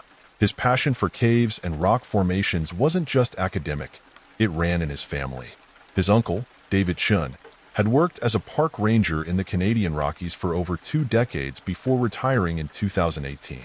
Throughout Marcus's childhood, Uncle David would captivate him with stories of hidden caves, secret waterfalls, and mysterious geological formations that weren't on any tourist maps. These stories planted a seed in young Marcus's mind, one that would eventually lead him and his friends into a situation they never could have anticipated. Sarah Thompson, 21, was the group's most experienced hiker. Growing up in Alberta with parents who were both mountain guides, she had practically learned to walk on hiking trails. Her confidence in the outdoors, while usually an asset, sometimes led her to underestimate potential dangers. She and Marcus had been dating for 6 months, having met in a university rock climbing club. Amy Rodriguez, 22, was the cautious one of the group. A nursing student with emergency medical training, she always carried a fully stocked first aid kit and had a habit of pointing out potential risks, a trait that sometimes annoyed her friends but would prove invaluable on that fateful day. She was also the only one who had expressed serious doubts about their planned expedition to Echo Cave. The fourth member of the group was James Wilson, 23, a photography major who never went anywhere without his professional camera equipment. His dream was to build a career photographing extreme sports and natural wonders. The prospect of capturing images of an underground lake that few people had ever seen was irresistible to him. Finally, there was Mike Harrison, 22, an environmental science major who had transferred from Ontario the previous year. He was the newest member of their friend group and was eager to prove he could keep up with their outdoor adventures, despite having the least experience. The story of how they learned about Echo Cave begins 3 weeks before their ill-fated expedition. Marcus had been visiting his Uncle David, showing him some geological samples he'd collected during recent hikes. As they sat on David's porch, watching the sunset paint the distant mountains in shades of purple and gold, the conversation turned to underground lakes. "You know," David had said, taking a long sip from his coffee, "there's one cave system out there that would blow your mind. We used to call it Echo Cave because of the way sounds bounce around inside it. Has this incredible underground lake too. Most beautiful thing I've ever seen when the light hits it just right." Marcus's eyes had lit up immediately. "Why haven't I heard of it before? Is it on any of the park maps?" David had shaken his head. "No, and for good reason. It's not exactly officially accessible. Too dangerous to be a tourist spot. The cave system is connected to some geothermal vents, and they can be unpredictable." That should have been the first warning sign, but for Marcus, it only made the cave more intriguing. Over the next few days, he couldn't stop thinking about it. He finally convinced his uncle to mark the location on his topographic map, promising he would only admire it from a safe distance. That promise lasted about 3 days. The following weekend, Marcus shared the story with his friends during their regular Friday night gathering at their favorite campus pub. James was the first to jump on board, already imagining the photographs he could take. Sarah, always up for an adventure, agreed immediately. Mike, not wanting to seem less adventurous than the others, quickly joined in. Only Amy expressed reservations. "Think about it," she had said, nursing her beer. "If it's as amazing as your uncle says, why isn't it an official attraction? There must be a reason they keep it off the maps." But her concerns were drowned out by the others' enthusiasm, and eventually, she agreed to come along, if only to make sure someone with medical training was present. The group spent the next 2 weeks planning their expedition. They researched cave safety, bought new equipment, and studied topographic maps of the area. Marcus even managed to find a few vague references to the cave system in old geological surveys, though none mentioned the geothermal activity his uncle had warned about. On the morning of July 15, 2019, they packed their gear into James's SUV and headed out from Vancouver. The drive took about 4 hours, with the last hour being on increasingly rough mountain roads. They parked at an unmarked trailhead around 1:30 p.m., and the hike to the cave entrance would normally take about an hour. The weather that day was deceptively perfect: clear blue skies, temperature around 22 degrees Celsius, 72 degrees Fahrenheit, with just enough breeze to keep them comfortable as they hiked. The trail they followed wasn't official, more of a game path really, winding through dense pine forest and around massive boulder fields. Around 2:30 p.m., as they navigated around a particularly large boulder field, they heard it for the first time. A deep, resonating boom that seemed to come from somewhere deep within the mountain. The sound was so powerful they could feel it in their chests. What was that? Mike asked, looking around nervously. Thunder? Can't be, Sarah replied, gesturing at the cloudless sky. Maybe it's mining work? There aren't any active mines in this area, Marcus said, frowning slightly. He remembered his uncle mentioning something about sounds, but he couldn't quite recall the details. They continued hiking, and 10 minutes later, they heard it again. The same booming sound, but louder this time. Amy stopped walking. Guys, maybe we should think about this, she said. That doesn't sound natural. It's probably just echoes from aircraft breaking the sound barrier, James suggested, though he didn't sound entirely convinced. Come on, we must be getting close. They pressed on, but there was a new tension in the group. The excitement of discovery was starting to mix with an undercurrent of apprehension. At 3 p.m., they finally found it. The cave entrance was smaller than they'd expected, partially hidden behind a cluster of fallen rocks. A cool breeze flowed out of the opening, carrying with it a faint smell of sulfur. As they prepared to enter, they heard the boom for a third time. The sound was different here, deeper, more resonant, and accompanied by a subtle vibration under their feet. Amy grabbed Marcus's arm. We need to leave, she said firmly. Something's not right. But before anyone could respond, they heard a new sound. A rushing, roaring noise coming from deep within the darkness. James had just enough time to raise his camera when a blast of hot steam shot out from the entrance, followed by a surge of water that knocked Marcus and Sarah off their feet. What happened next was chaos. The scalding water was pouring out of the cave entrance with incredible force. Marcus and Sarah were being pulled toward the opening by the current, scrabbling desperately at the rocks. Amy reacted instantly, grabbing a nearby tree branch and extending it toward them while yelling at James and Mike to help her. Together, they managed to pull Sarah and Marcus to safety, but it was a close call.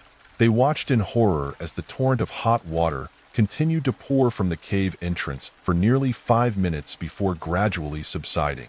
Once they were sure everyone was safe, Amy began treating Marcus and Sarah for minor burns and scrapes.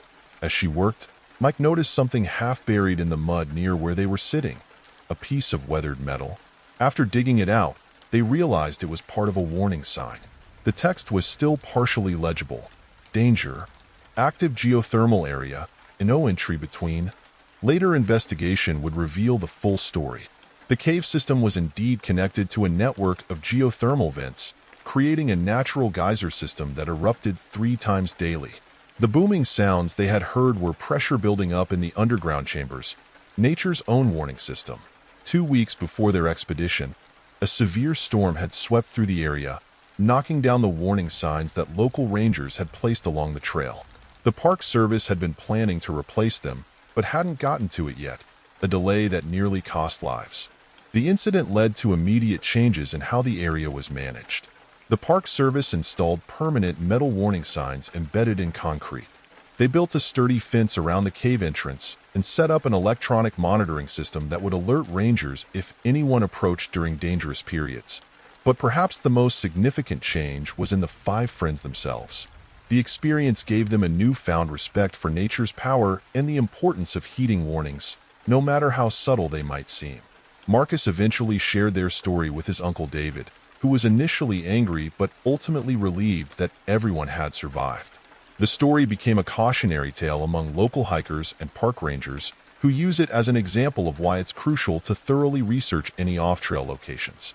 James's photographs of the steam eruption, taken seconds before chaos broke loose, won a National Geographic photography contest and now hang in the local ranger station as part of their safety awareness display. Amy went on to specialize in wilderness medicine, inspired by her experience that day. Sarah and Marcus, sobered by their near-miss, started a hiking safety awareness program at their university. Yet despite all these precautions and the widely known story of the 5 friends, Echo Cave continues to draw thrill seekers.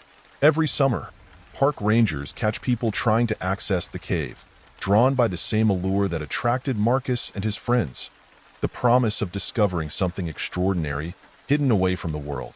But as their story shows, sometimes these hidden places are kept hidden for very good reasons. Nature's warnings, whether they come as booming sounds, unusual smells, or strange vibrations, deserve our attention and respect. Because when nature speaks, it's usually trying to tell us something important, and failing to listen can have devastating consequences. The five friends learned this lesson the hard way, but they were lucky. Not everyone who ignores nature's warnings gets a second chance to tell their tale. The five friends learned this lesson the hard way, but they were lucky. Not everyone who ignores nature's warnings gets a second chance to tell their tale. If you enjoyed this story about nature's hidden dangers and want to hear more tales of the strange, unexplained, and mysterious delivered in story format, then you've come to the right place because that's all we do. We upload new stories every week, so if that interests you, please send the like button on a peaceful cave exploration, but replace their headlamp batteries with tiny firecrackers. Also, please consider subscribing to our channel and turning on all notifications so you don't miss any of our weekly uploads. And if you have any similar stories about close calls with nature's fury, share them in the comments below. Thanks for watching, and remember, sometimes the most beautiful places are kept hidden for a reason. Stay safe, and I'll see you in the next story. I never thought I'd be afraid of my own reflection in a computer screen, but life has a way of turning the most mundane things into sources of terror. This happened during my sophomore year at Eastern State University back in 2019, when I was still trying to figure out who I was and where I belonged in the world. Like many college students, I spent most of my time alone in my dorm room, surrounded by textbooks and the gentle hum of my computer's fan. My social circle was practically non-existent, limited to brief interactions with classmates during lectures and the occasional small talk with my roommate, who was rarely around. The only person I could really call a friend was Marcus, a computer science major who lived down the hall. Marcus was the kind of person who always seemed to know about the latest technological innovations before anyone else. He had a peculiar fascination with artificial intelligence and machine learning, constantly talking about how these technologies would revolutionize our future. While I didn't always understand his technical jargon, I appreciated his enthusiasm and the way he could make complex concepts somewhat accessible to a psychology major like myself. My parents lived about 6 hours away, and between their busy work schedules and my academic commitments, visits were rare. Mom would call every Sunday, but those conversations often felt hollow, like we were going through the motions rather than actually connecting. I missed seeing their faces, reading their expressions, and just being in their presence. During one of our calls, I mentioned how much I missed being able to see them. My mother, always the problem solver, suggested we try video chatting. It seemed like such an obvious solution that I felt silly for not thinking of it sooner. The next day, she ordered me a high-end webcam black model with all the latest features. When the package arrived, I was like a kid on Christmas morning. The camera was beautiful, with a glass lens that caught the light just right and a solid build that spoke of quality. Setting it up was straightforward, and within minutes, I was making my first video call home. Seeing my parents' faces on the screen, watching them smile and laugh, made me feel closer to them than I had in months. For several weeks, everything was perfect. I had regular video calls with my family, and even reconnected with some old high school friends through various messaging apps. The camera became an essential part of my daily routine, a window to the world beyond my dorm room walls. Marcus was particularly impressed with the camera's quality. He'd recently started a YouTube channel focused on investigating internet mysteries and urban legends, and he couldn't stop talking about how perfect my setup would be for recording his videos. After some persistent convincing, I agreed to let him use my computer and camera for his channel. The arrangement seemed simple enough. He'd text me when he wanted to record, and I'd clear out of the room for a few hours, usually heading to the library or campus coffee shop. In return, he offered to help me with any computer issues I might have. It wasn't a particularly fair trade. He was definitely getting the better end of the deal, but I didn't mind helping out a friend. His channel started gaining traction quickly. His first few videos were well-researched deep dives into internet mysteries, exploring everything from abandoned MMORPGs to supposedly haunted websites. One of his most popular videos investigated the disappearance of a teenage blogger whose last post had become a creepypasta sensation. The production value was impressive, and I felt a small sense of pride knowing my equipment had helped make it possible. About a month into our arrangement, things began to change. Marcus started showing up at irregular hours, sometimes late at night, claiming he needed to record while the inspiration was fresh. His videos became darker, focusing less on solving mysteries and more on exploring the shadowy corners of the internet. He began talking about the dark web, cryptocurrency scams, and hidden services that made me uncomfortable. Then, abruptly, he stopped asking to use my computer. When I texted him about it, his responses were vague and dismissive. He started avoiding me in the hallways, and when we did cross paths, he seemed nervous, almost guilty. I tried not to read too much into it, assuming he was just going through something personal or had lost interest in his channel. One night, around 3 a.m., I woke up to use the bathroom. As I was settling back into bed, something caught my eye, a faint red glow in the darkness. It took my sleep-addled brain a moment to process what I was seeing. The activity light on my webcam was on. I froze, my heart pounding in my chest. The camera shouldn't have been active. I hadn't used it since my weekly call with my parents the day before, and I always made sure to close all my applications before going to bed. As I stared at the light, trying to convince myself I was imagining things, it suddenly turned off. Sleep was impossible after that. I spent the rest of the night with my back against the wall, staring at the camera, wondering if I was losing my mind. When morning finally came, I immediately checked my computer for any signs of unusual activity. Everything seemed normal at first, until I noticed a new folder on my desktop labeled Watching. My hands were shaking as I double-clicked the folder. Inside was a series of video files, each labeled with a date and time. With mounting horror, I opened the most recent one. The video showed my room in night vision, with me sleeping peacefully in my bed. The timestamp matched the previous night. There were dozens of these videos, going back weeks. Some were just recordings of my empty room. Others showed me studying, changing clothes, or sleeping. In one particularly disturbing video, someone, I couldn't make out who, stood in my doorway watching me sleep for several minutes before quietly closing the door. Attached to the last video was a text file. Dear Subject 23, thank you for your unwitting participation in our social experiment. Your daily routines have provided valuable data for our research into human behavior patterns. Don't worry about the footage. It's being stored securely on our servers and will only be used for academic purposes. We've particularly enjoyed watching you sleep. Your REM cycles are fascinating. P.S. You really should be more careful about who you let use your computer. The Observer.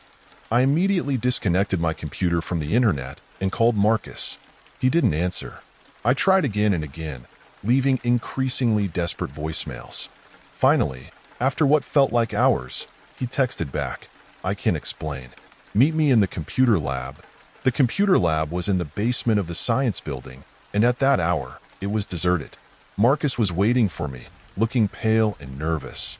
As soon as I walked in, he started talking, the words tumbling out in a rush. While researching for his dark web video, he'd stumbled upon a forum dedicated to surveillance experiments. The members claimed to be researchers studying human behavior through unauthorized observation. They promised access to their research database in exchange for installing their observation software on other computers. Marcus had initially convinced himself it was harmless, just another internet rabbit hole to explore for his channel. But when he installed their software on my computer, he realized too late what he'd done. The program gave them complete access to my system, including remote control of the webcam and microphone. I tried to remove it, he said, his voice shaking. But every time I attempted to uninstall the software, they threatened to release all the footage they'd collected. They said they'd send it to everyone in the university directory. I wanted to punch him. I wanted to scream. Instead, I asked the only question that mattered. How do we fix this? Marcus had already contacted a friend in the computer science department who specialized in cybersecurity.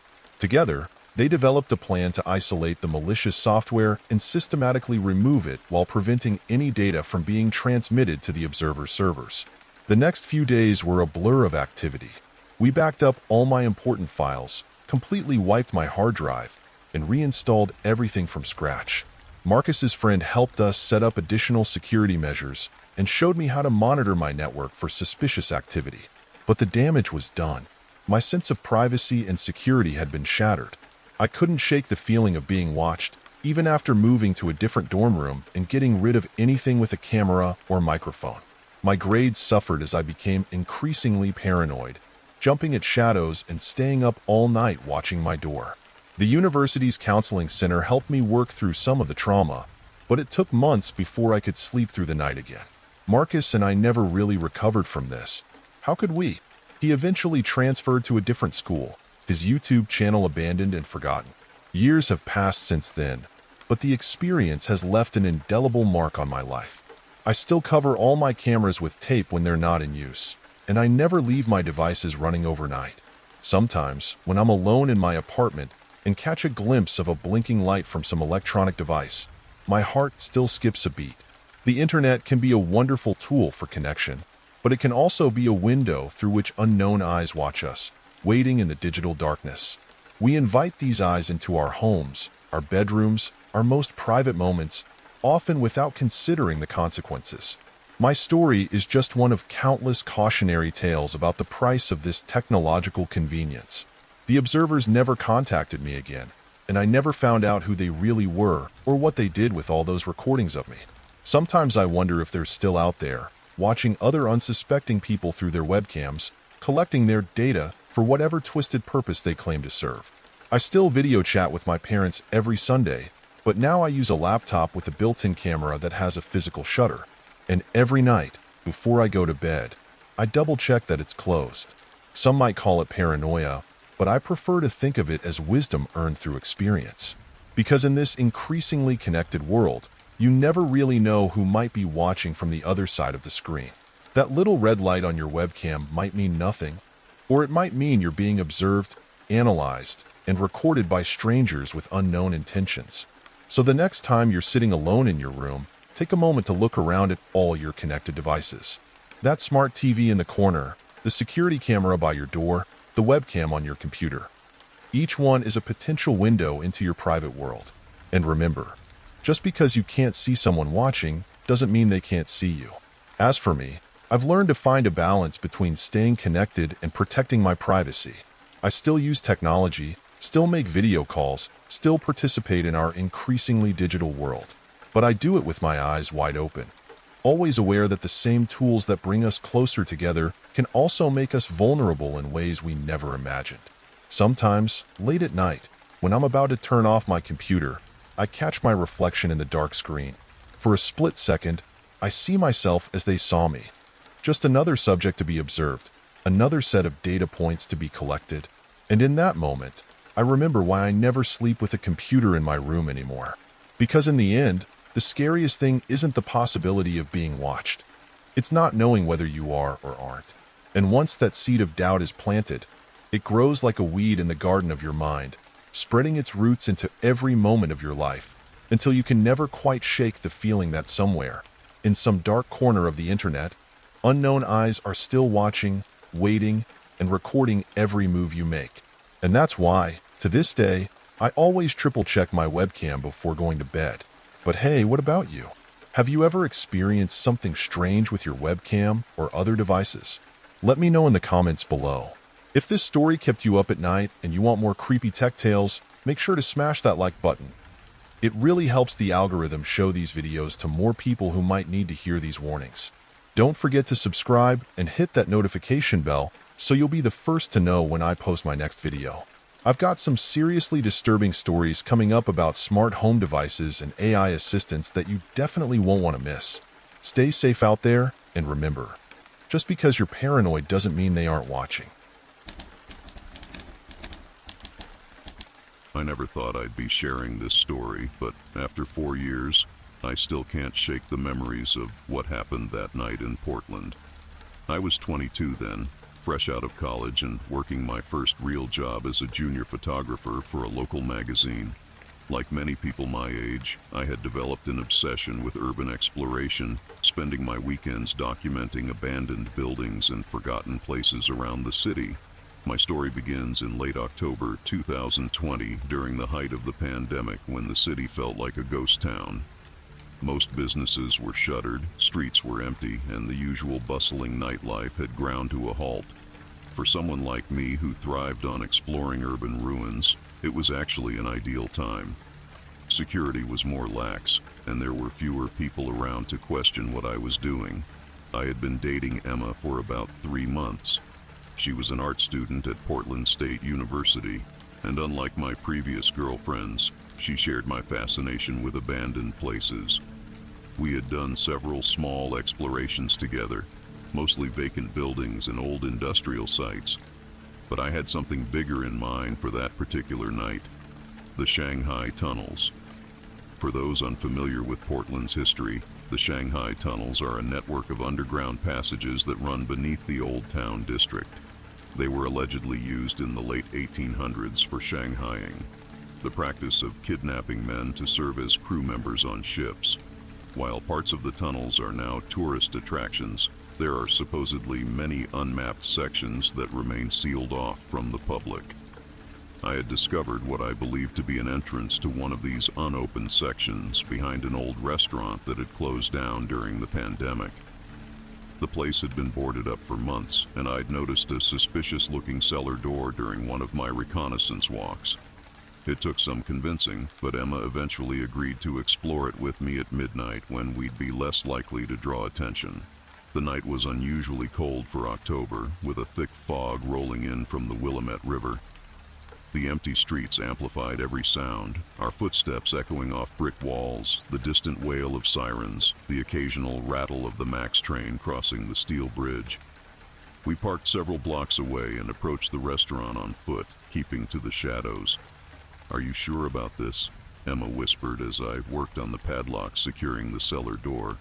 I had gotten pretty good at picking basic locks over the years, not something I'm proud of, but a useful skill in urban exploration. "Trust me," I replied, trying to sound more confident than I felt. "I've done plenty of research. These tunnels are supposedly full of artifacts from Portland's history. It'll be worth it." The lock finally clicked open, and we slipped inside, closing the door behind us. The beam from my flashlight revealed a steep set of stairs descending into darkness. The air was thick with the smell of damp earth and old wood. Emma gripped my hand tightly as we made our way down. At the bottom of the stairs, we found ourselves in what appeared to be an old storage room. Wooden shelves lined the walls, still holding ancient-looking bottles and cans covered in decades of dust. But what caught my attention was a narrow archway in the far corner, partially concealed behind fallen debris. This had to be the entrance to the tunnels. We carefully made our way through the archway and found ourselves in a long corridor that stretched into darkness in both directions. The walls were made of rough-hewn stone, and ancient pipes ran along the ceiling. The floor was uneven, covered in a mixture of dirt and broken bricks. The air felt heavier down here, and our flashlight beams seemed to be swallowed by the darkness. "Which way?" Emma asked, her voice barely above a whisper. I consulted the rough map I'd drawn based on my research. "Left should take us toward the river. That's where most of the interesting stuff is supposed to be." We walked slowly, documenting everything with our cameras. The tunnel occasionally branched off into smaller passages, but we stuck to the main route. The silence was absolute except for the occasional drip of water and our own footsteps. After about 15 minutes of walking, we came across something interesting: an old wooden door set into the wall. The door was partially rotted but still intact. It took both of us pushing against it to get it open. Inside, we found what looked like an old bar room. There was a long wooden bar against one wall, complete with an ornate mirror behind it, though most of the glass was now missing. Broken chairs and tables were scattered about, and old newspapers covered the floor. "This is incredible," Emma breathed, snapping pictures. "It's like stepping back in time." I was examining some of the old bottles behind the bar when we heard it, a sound that made both of us freeze in place. It was music, but not like anything I'd ever heard before. It sounded like it was coming from somewhere deep in the tunnels. A strange, discordant melody played on what sounded like a violin, but somehow wrong, as if the instrument was out of tune or the strings were made of something that shouldn't be used for making music. "Please tell me you hear that too," Emma whispered, clutching my arm. I nodded, unable to find my voice for a moment. The music was getting louder, and with it came another sound, something that sounded like footsteps, but not quite. It was more like a shuffling, dragging sound, as if something heavy was being pulled across the floor. We switched off our flashlights instinctively, plunging ourselves into complete darkness. The only light now came from the faint glow of Emma's camera screen. The music was getting closer, and I could now make out more details of the melody. It seemed to follow no particular pattern, jumping between high-pitched screeches and low, rumbling notes that seemed to vibrate in my chest. Then we saw the light, a sickly, greenish glow that began to illuminate the tunnel outside the bar room. It moved like candlelight, but was completely wrong in color. The shuffling sounds were now clearly coming from the same direction as the light and the music. Emma was shaking beside me, and I could feel my own heart pounding so hard I was sure whatever was out there would hear it. We crouched behind the bar, trying to make ourselves as small as possible. The green light grew stronger, and the music reached a crescendo that made my teeth ache. Through a gap in the rotted wood of the bar, I could see into the tunnel. What I saw made no sense then, and makes no sense now. The light seemed to be coming from nowhere and everywhere at once, casting strange shadows that moved in ways shadows shouldn't, and in the middle of it all was something. I can't accurately describe what I saw. My mind seems to slip away from the memory every time I try to focus on it. It was roughly human-shaped, but too tall, too thin, and it moved in a way that violated everything I know about how bodies are supposed to move. The violin, if that's what it was, seemed to be part of it rather than something it was holding. The thing paused outside the barroom door. The music stopped abruptly, replaced by a sound like dozens of whispers, all speaking at once in a language I couldn't understand. I felt Emma's hand tighten on my arm, her nails digging into my skin. We both held our breath, neither of us daring to move a muscle. For what felt like an eternity, the thing stood there, its impossible form swaying slightly in the green light. Then, slowly, its head began to turn toward the barroom door. I caught a glimpse of something that might have been a face, and my mind simply refused to process what I was seeing. Before it could turn completely toward us, there was a distant crash from somewhere in the tunnels, like metal falling on stone. The thing's head snapped toward the sound with a movement too quick to follow. The whispers rose to a fever pitch, and then, in a burst of that sickly green light, it was gone, taking the music with it. We waited in the darkness for what felt like hours, but was probably only minutes, neither of us daring to move or speak. Finally, when the silence had stretched on long enough that I was starting to hear phantom sounds in the darkness, I whispered, "We need to get out of here." Emma nodded frantically, and we both stood on shaky legs. I switched on my flashlight, half expecting to see the thing standing right in front of us, but the beam revealed only the empty barroom. We made our way back to the tunnel, moving as quickly and quietly as we could. The return journey was a nightmare. Every shadow seemed to move, and every sound made us jump. We took a wrong turn at least once, ending up in a dead end that looked nothing like anything we'd passed on our way in. The air felt thicker, harder to breathe, and there was a constant sensation of being watched. When we finally emerged from the cellar into the fog-shrouded street, we ran all the way back to my car without stopping. It wasn't until we were several miles away, sitting in a well-lit parking lot, that we finally spoke about what had happened. What was that thing?" Emma asked, her voice shaking. I shook my head. "I don't know. I don't want to know." We spent hours that night trying to rationalize what we'd seen. Maybe it was someone playing an elaborate prank. Maybe the strange movements and impossible form were tricks of the light and shadows. Maybe the green glow was some sort of bioluminescent fungus. Maybe the music was just coming from somewhere above ground, distorted by the tunnel acoustics. But we both knew none of these explanations fit what we'd experienced. There was something fundamentally wrong about what we'd encountered in those tunnels, something that shouldn't exist in our world of logical explanations and natural laws. I did extensive research in the following weeks, looking for any similar experiences in the Shanghai tunnels. I found a few vague references to strange music being heard in the early hours of the morning, and one account from the 1950s that mentioned a tall figure playing a fiddle, but nothing that matched exactly what we'd seen. Emma and I broke up a few months later. The experience had changed something between us. How do you go back to normal dating after sharing something like that? We still keep in touch, though we rarely talk about that night. Sometimes she'll call me late at night, usually after she's been drinking, and ask if I still remember the sound of that music. I always do.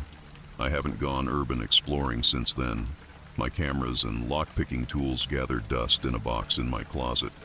Sometimes, late at night when I can't sleep, I find myself thinking about what else might be down there in those tunnels, moving through the darkness to the sound of that impossible music. A few weeks ago, I was walking home late from a friend's house when I heard something that made my blood run cold, a few notes of discordant violin music drifting on the wind. It was distant and faint, but I recognized it immediately. I ran all the way home and didn't sleep that night. I've never told this story publicly before. Part of me hopes that someone else might have experienced something similar and can help me make sense of what happened. But another part of me hopes that no one else has ever encountered what we did in those tunnels, because some things are better left undisturbed in the darkness where they belong. I still live in Portland, though I avoid the Old Town district now, especially at night. Sometimes when I'm lying in bed, I think I can hear that music again, floating up from somewhere deep underground. And sometimes, just sometimes, I think I can hear something shuffling along with it, dragging itself through ancient tunnels, searching for something, or someone, in the darkness below the city. The rational part of my mind tells me that what we experienced that night must have a logical explanation, but deep down, I know better. There are things in this world that defy explanation, things that lurk in the forgotten places of our cities, things that should never be disturbed. So if you're an urban explorer, or just someone curious about the Shanghai tunnels, take my advice, stick to the official tours. Some doors are meant to stay locked, some passages are meant to stay sealed, and some music is never meant to be heard by human ears.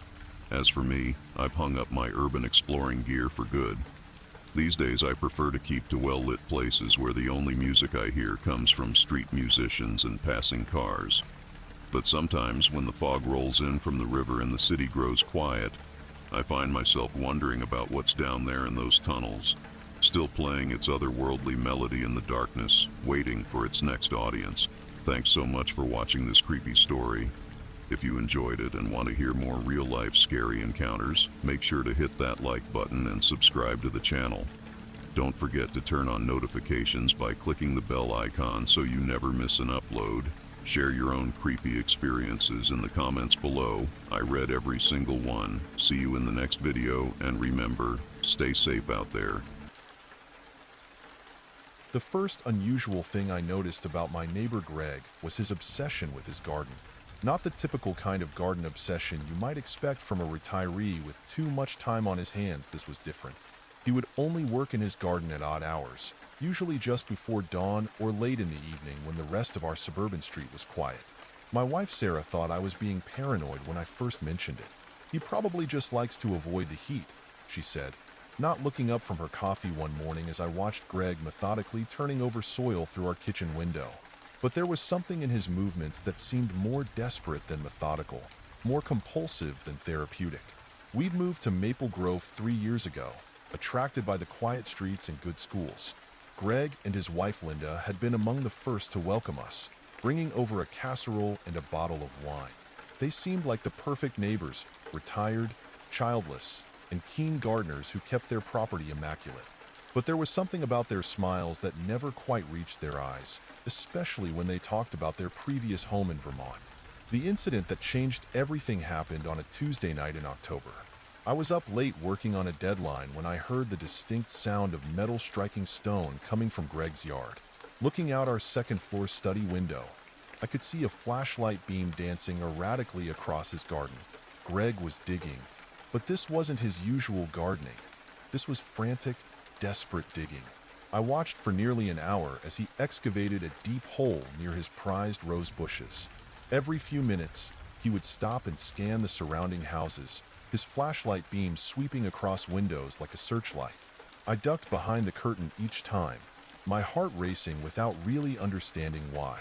Around 2 a.m., Greg disappeared into his garage and returned with something wrapped in what looked like an old tarp. The sight of him struggling to lower it into the hole made my blood run cold. It was clearly heavy, and he had to stop several times to readjust his grip. Once it was in the ground, he began filling the hole with a speed that seemed impossible for a man in his 70s. I should have called the police right then. That's what any rational person would have done. Instead, I sat there, frozen, watching as my elderly neighbor buried something in his garden in the middle of the night. By dawn, the only evidence of his nocturnal activity was a slightly darker patch of soil near the roses. The next day, I couldn't focus on anything else. Sarah was away visiting her sister, so I had no one to talk to about what I'd seen. I kept replaying the scene in my mind, trying to convince myself there must be a reasonable explanation. Maybe he was burying a beloved pet, but why do it in the middle of the night? That evening, I was watering our own garden when Greg appeared at his fence. "Beautiful evening, isn't it?" he said, his voice steady but his eyes never quite meeting mine. "Say, I've been meaning to ask, have you noticed anyone strange hanging around the neighborhood lately?" The question sent a chill down my spine. "No," I managed to reply. "Why do you ask?" "Oh, no reason really," he said, running his hand along the fence top. "Just thought I saw someone prowling around the other night. Probably just my imagination. Getting paranoid in my old age, I suppose." He laughed, but there was no humor in it. That's when I noticed his hands. Despite wearing gardening gloves, there were dark stains under his fingernails that looked suspiciously like dried blood. He must have noticed me staring because he quickly shoved his hands into his pockets. The next few days were a blur of anxiety and sleepless nights. I started researching Greg and Linda's background online. Their story about moving from Vermont began to unravel. I couldn't find any record of them ever living there. What I did find was an old newspaper article about a missing person case from their supposed hometown, dating back to just before they moved here. A week after the midnight burial, I came home to find an envelope in our mailbox with no return address. Inside was a single Polaroid photograph, yellow with age, showing a young woman standing in what looked like Greg's garden, but not his garden here. She was smiling at the camera, one hand resting on a rose bush. On the back was written, "Emily, Summer 82. The woman looked eerily similar to Linda, but younger, much younger than she could have been in 1982. A daughter, perhaps? But Greg and Linda had always said they never had children. That night, I heard the digging again. This time, when I looked out the window, I saw both Greg and Linda in the garden. They were digging up the same spot where Greg had buried the mysterious package just a week before. But something was different. They seemed panicked, their movements urgent and uncoordinated. I watched as they pulled something from the ground, but it wasn't the tarp-wrapped bundle I'd seen Greg bury. It was smaller, like a metal box or container. They quickly loaded it into their car and drove away, leaving the hole open in their garden. The next morning, their house was empty. No note, no explanation. They were simply gone. The police found nothing suspicious in their garden, despite my report about the midnight digging. The case was filed away as just another instance of elderly homeowners moving away without notice. But sometimes, late at night, I still hear the sound of digging. And when I look out at their old garden, now overgrown and wild, I swear I can see fresh-turned earth near the roses. The new owners say they're planning to dig up the whole garden and put in a pool. Part of me hopes they do. Maybe then we'll finally discover what Greg and Linda were so desperate to hide. And yet, another part of me hopes we never find out, because some secrets, once unearthed, can never be buried again.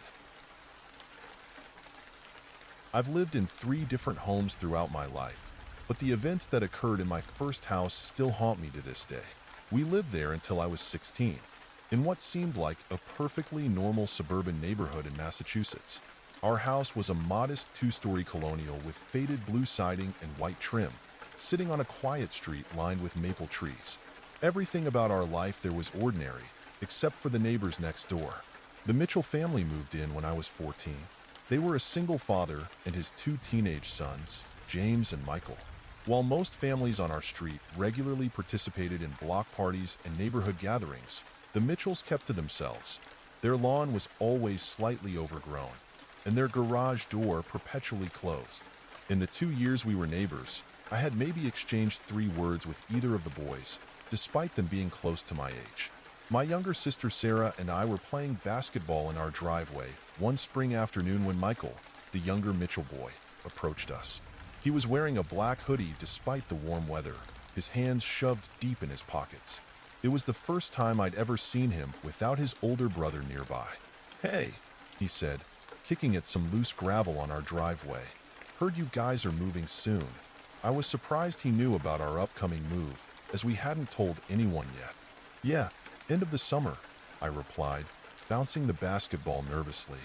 "Cool," he said, looking at the ground. "Me and James, we go shooting in the woods behind Old Mill Road sometimes.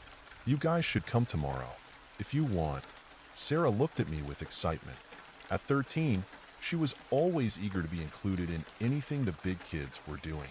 Before I could decline, she blurted out, "We'd love to." Michael's face broke into an unusual smile. "Meet us at the end of the street at 4. Bring dark clothes." The next day, Sarah wouldn't stop talking about our planned adventure. I felt uneasy about the whole thing, but I didn't want to disappoint her. At 4 o'clock, we met the Mitchell brothers at the street corner. James was carrying a large black duffel bag, and both brothers were dressed in dark clothing and heavy boots. "Follow us," James commanded, leading us down a dirt path I'd never noticed before. The woods grew thicker as we walked, the late afternoon sun barely penetrating the canopy above. After about 15 minutes, we reached a small clearing near a creek. James dropped the duffel bag and unzipped it.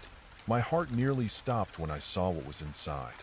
Instead of the BB guns I'd expected, there were 2 very real-looking handguns and what appeared to be a small rifle. "These aren't BB guns," I said, my voice cracking slightly. "No shit," James laughed, picking up one of the handguns and checking the magazine. "These are our dad's. He doesn't know we have them, and he's never going to find out. Right?" The threat in his voice was unmistakable. Sarah had gone pale beside me. Her earlier excitement completely vanished. Michael was already holding the rifle, aiming it at various trees across the creek. "We're leaving," I said firmly, grabbing Sarah's hand. "We're not interested in this." "Pussy," James spat, but I was already pulling Sarah back toward the path. We practically ran home, and I made Sarah promise not to tell our parents what had happened.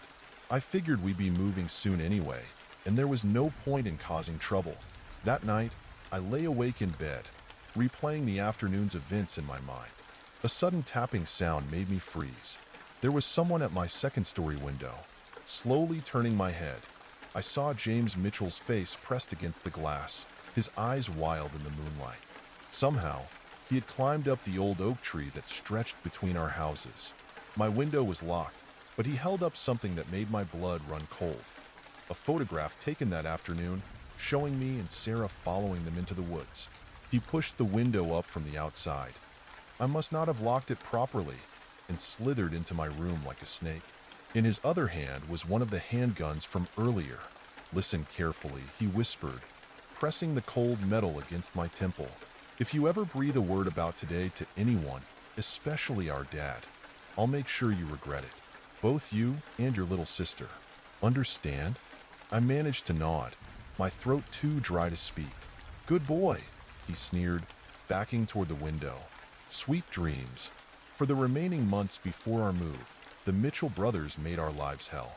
They would appear at our windows at night, sometimes just watching, sometimes tapping on the glass. They left dead birds on our doorstep and scratched threatening messages into the paint of my mother's car. Once, they even fired what I hoped were blanks at my window late at night, leaving my parents confused about the small holes in the screen the next morning. The harassment escalated as our moving date approached. One night, they threw rocks at Sarah's window until she cried.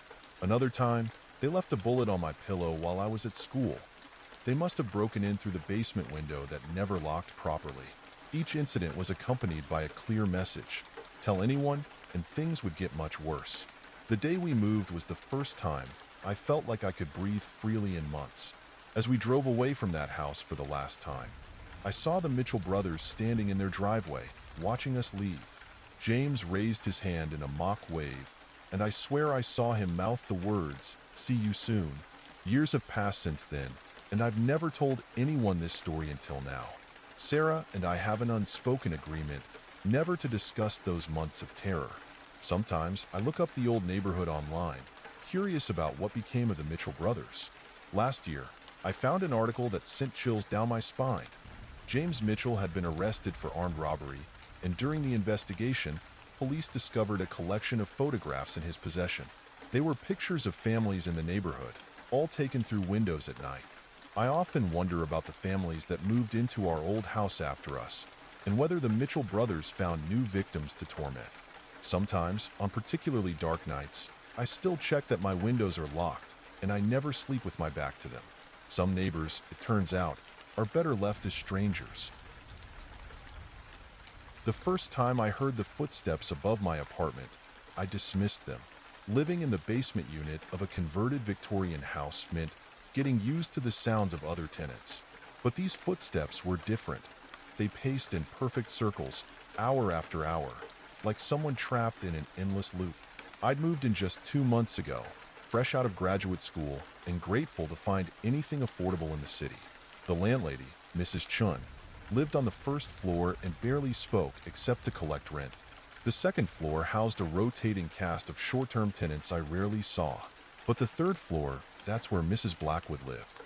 I never saw Mrs. Blackwood leave her apartment. Groceries were delivered weekly, left at the bottom of the stairs for her to retrieve. Sometimes I'd hear her door creak open late at night, followed by the soft shuffle of slippers on the wooden steps. But during my frequent insomnia-driven midnight wanderings through the house's common areas, I never once crossed paths with her. The other tenants avoided talking about her. When I asked Mrs. Chin about the constant pacing overhead, she pressed her lips into a thin line and said, "Mrs. Blackwood has lived here longer than anyone. She likes her privacy." The way she emphasized privacy made it clear the conversation was over. It wasn't just the pacing that bothered me. Sometimes late at night, I'd hear singing, off-key melodies in what sounded like Latin or Greek, accompanied by the rhythmic tapping of what might have been a cane on the floor. Other times, there would be long conversations where I could only hear Mrs. Blackwood's side, her voice rising and falling in patterns that made no sense, as if she were arguing with herself. I tried to be understanding. Living alone could do strange things to people, and God knew I had my own peculiarities. But then the notes started appearing. The first one was slipped under my door on a Tuesday morning.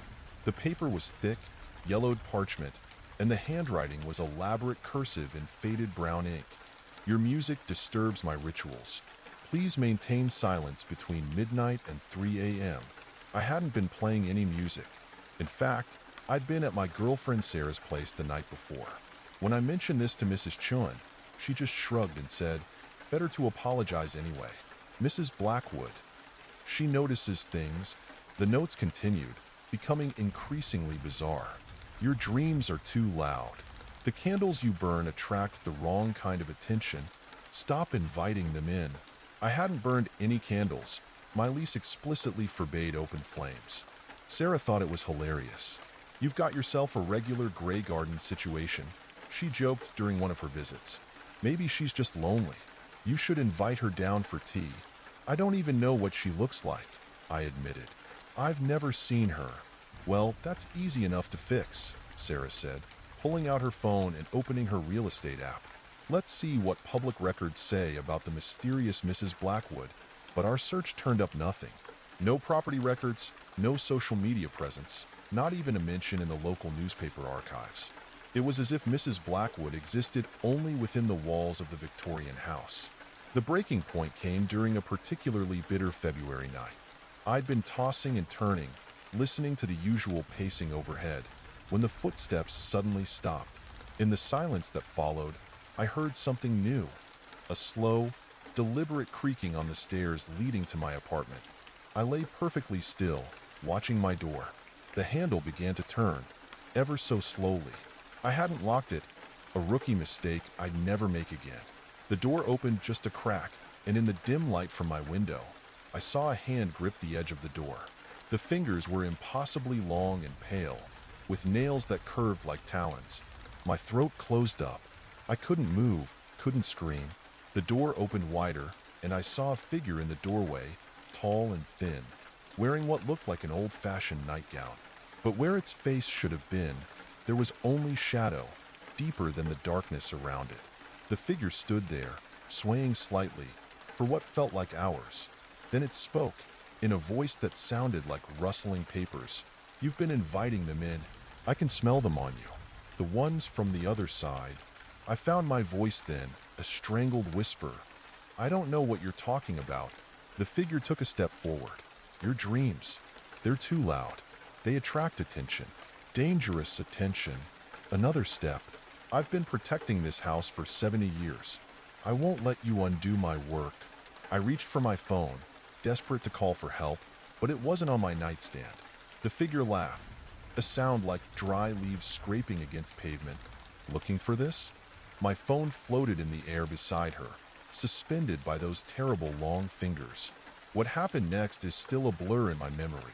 I remember lunging for the phone, remember the figure moving with impossible speed. I remember cold hands grabbing my shoulders, remember screaming as I was lifted off my feet. The next clear memory I have is of Mrs. Chun finding me unconscious in the hallway outside my apartment the next morning. I moved out that day, leaving most of my belongings behind. Sarah helped me pack what I could carry, not asking questions about the bruises on my shoulders or why I jumped at every sound. Mrs. Chun didn't try to stop me, just nodded as if she'd been expecting this. As we drove away, I looked up at the third-floor windows.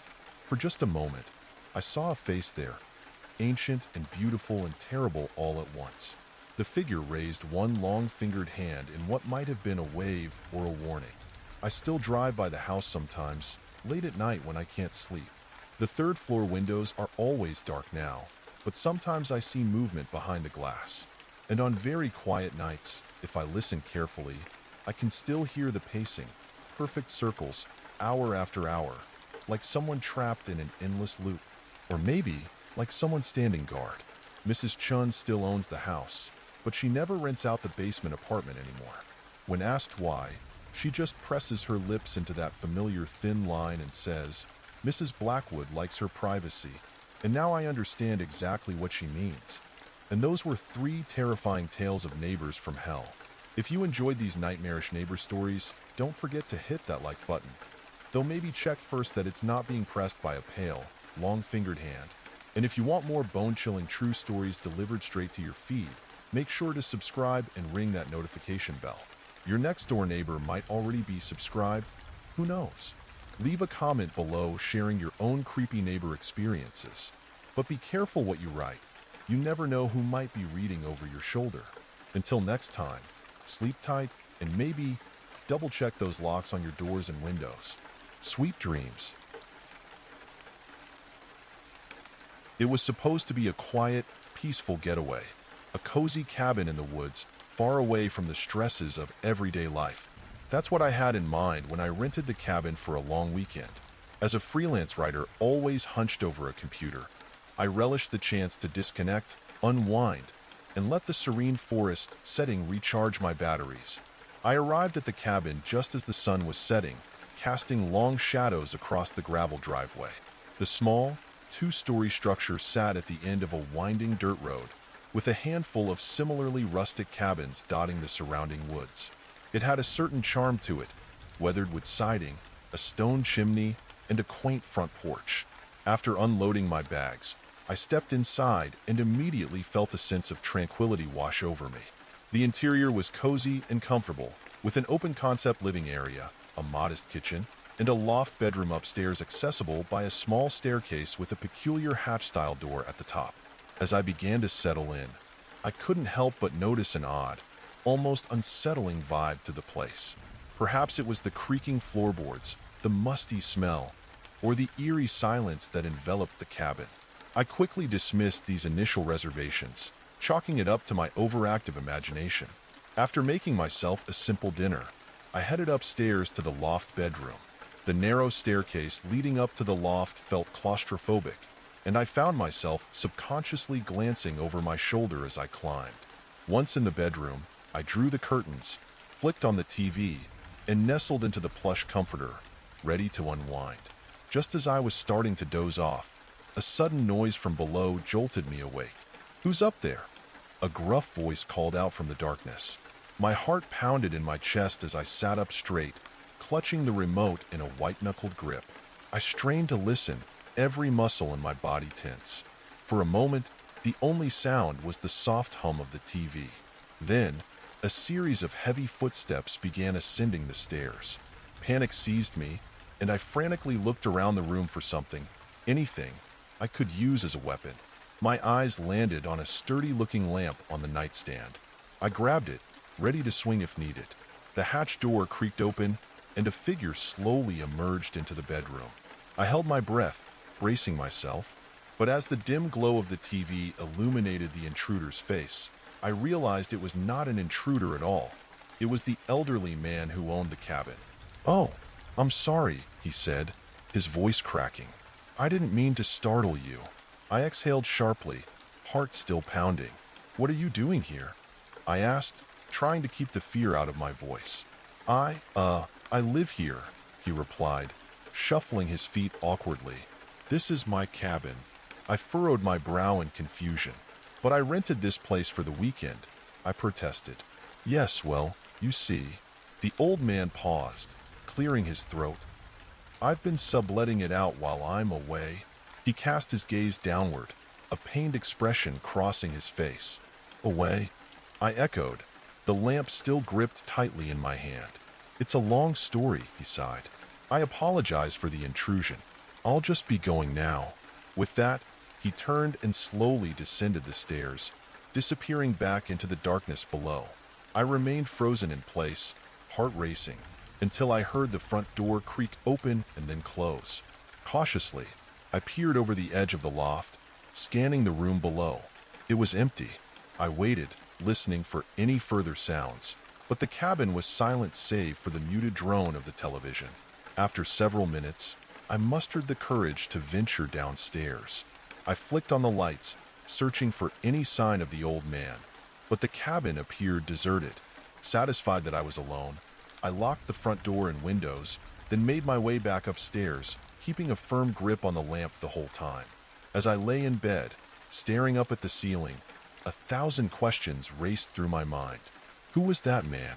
Why was he living in the cabin I had rented? And where had he gone?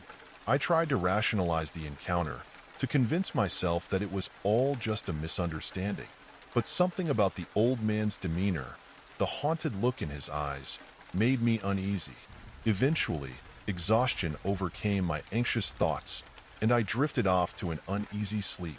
I awoke with a start several hours later, unsure of what had roused me. The cabin was dark, save for the flickering glow of the TV. I listened intently, straining to hear any unusual sounds.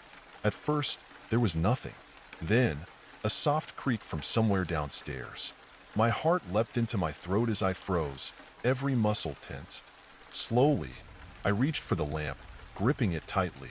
Cautiously, I peered over the edge of the loft, scanning the room below.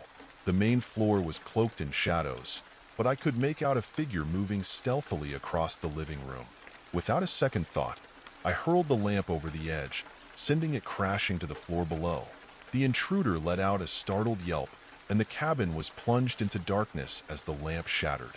I scrambled to my feet, stumbling in the dark as I searched frantically for something else to defend myself with. The sound of heavy footsteps thundered up the stairs, and I frantically backed away, my hands grasping blindly. My back hit the wall, and I braced myself, ready to fight for my life. But the attack never came. Instead, a beam of light cut through the darkness as the intruder flicked on a flashlight, illuminating the cramped loft space. It was the old man again, his face etched with a mix of fear and confusion. "What are you doing?" he demanded, his voice trembling. I stared at him, bewildered. "What am I doing?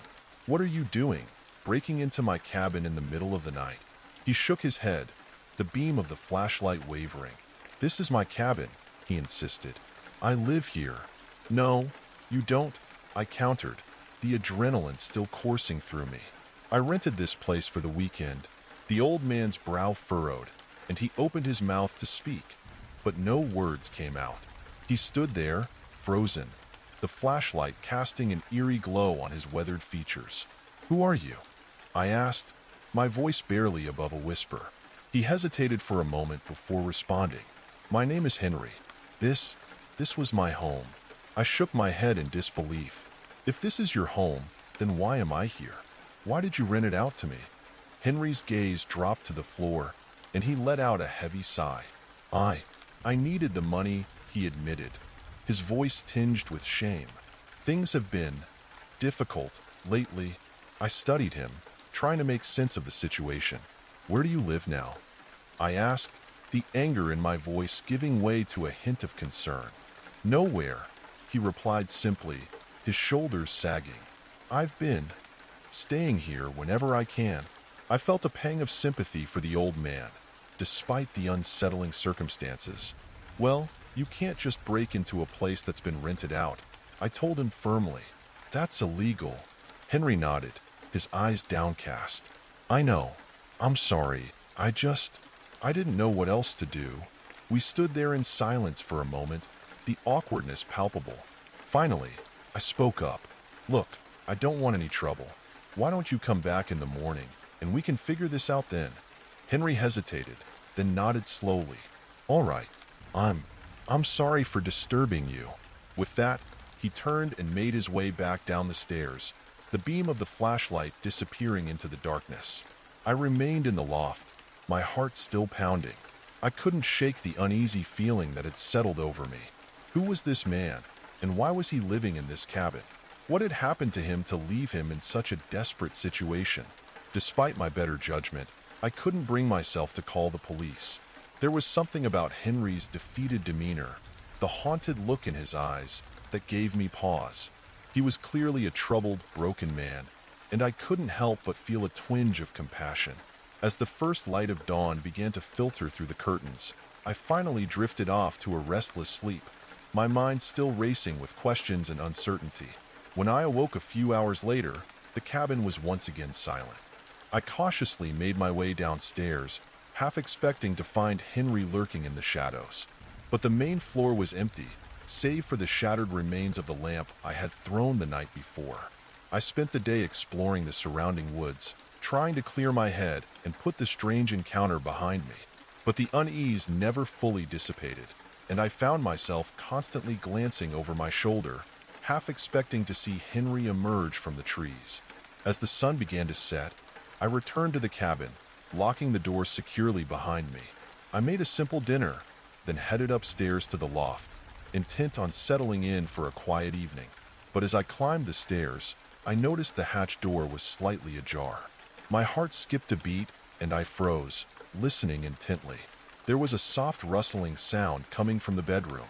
Slowly, I pushed the door open, peering into the dimly lit space. There, sitting on the edge of the bed, was Henry. He looked up at me, his eyes red-rimmed and hollow.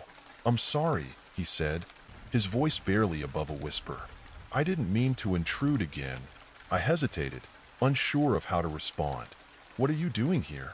I asked, trying to keep the edge out of my voice. I have nowhere else to go, he admitted, his gaze dropping to the floor. I sighed, a twinge of sympathy welling up within me. Henry, you can't just keep breaking into this cabin. It's not right. He nodded, his shoulders slumped in resignation. I know. I'm sorry. He trailed off, shaking his head. What happened to you? I asked, unable to contain my curiosity. Henry was silent for a moment, then let out a heavy sigh. It's a long story, he said, his voice tinged with sorrow, one I'd rather not relive.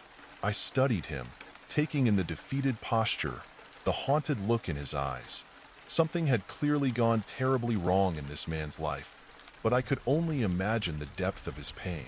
Henry, I can't just let you stay here, I said gently.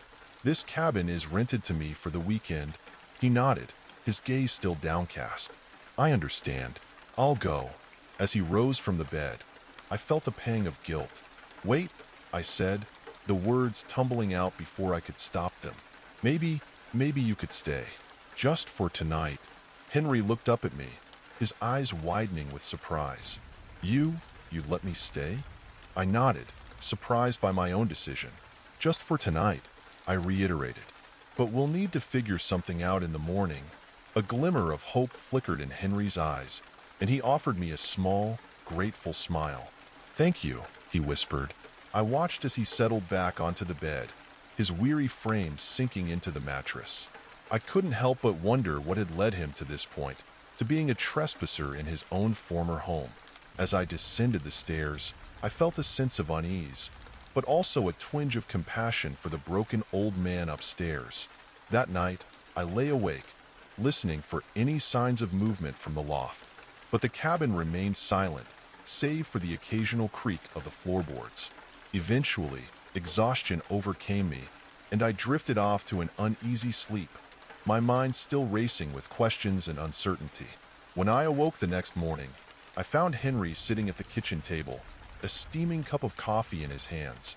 He looked up at me, his expression somber. "I'm leaving," he said quietly. "I don't want to cause you any more trouble."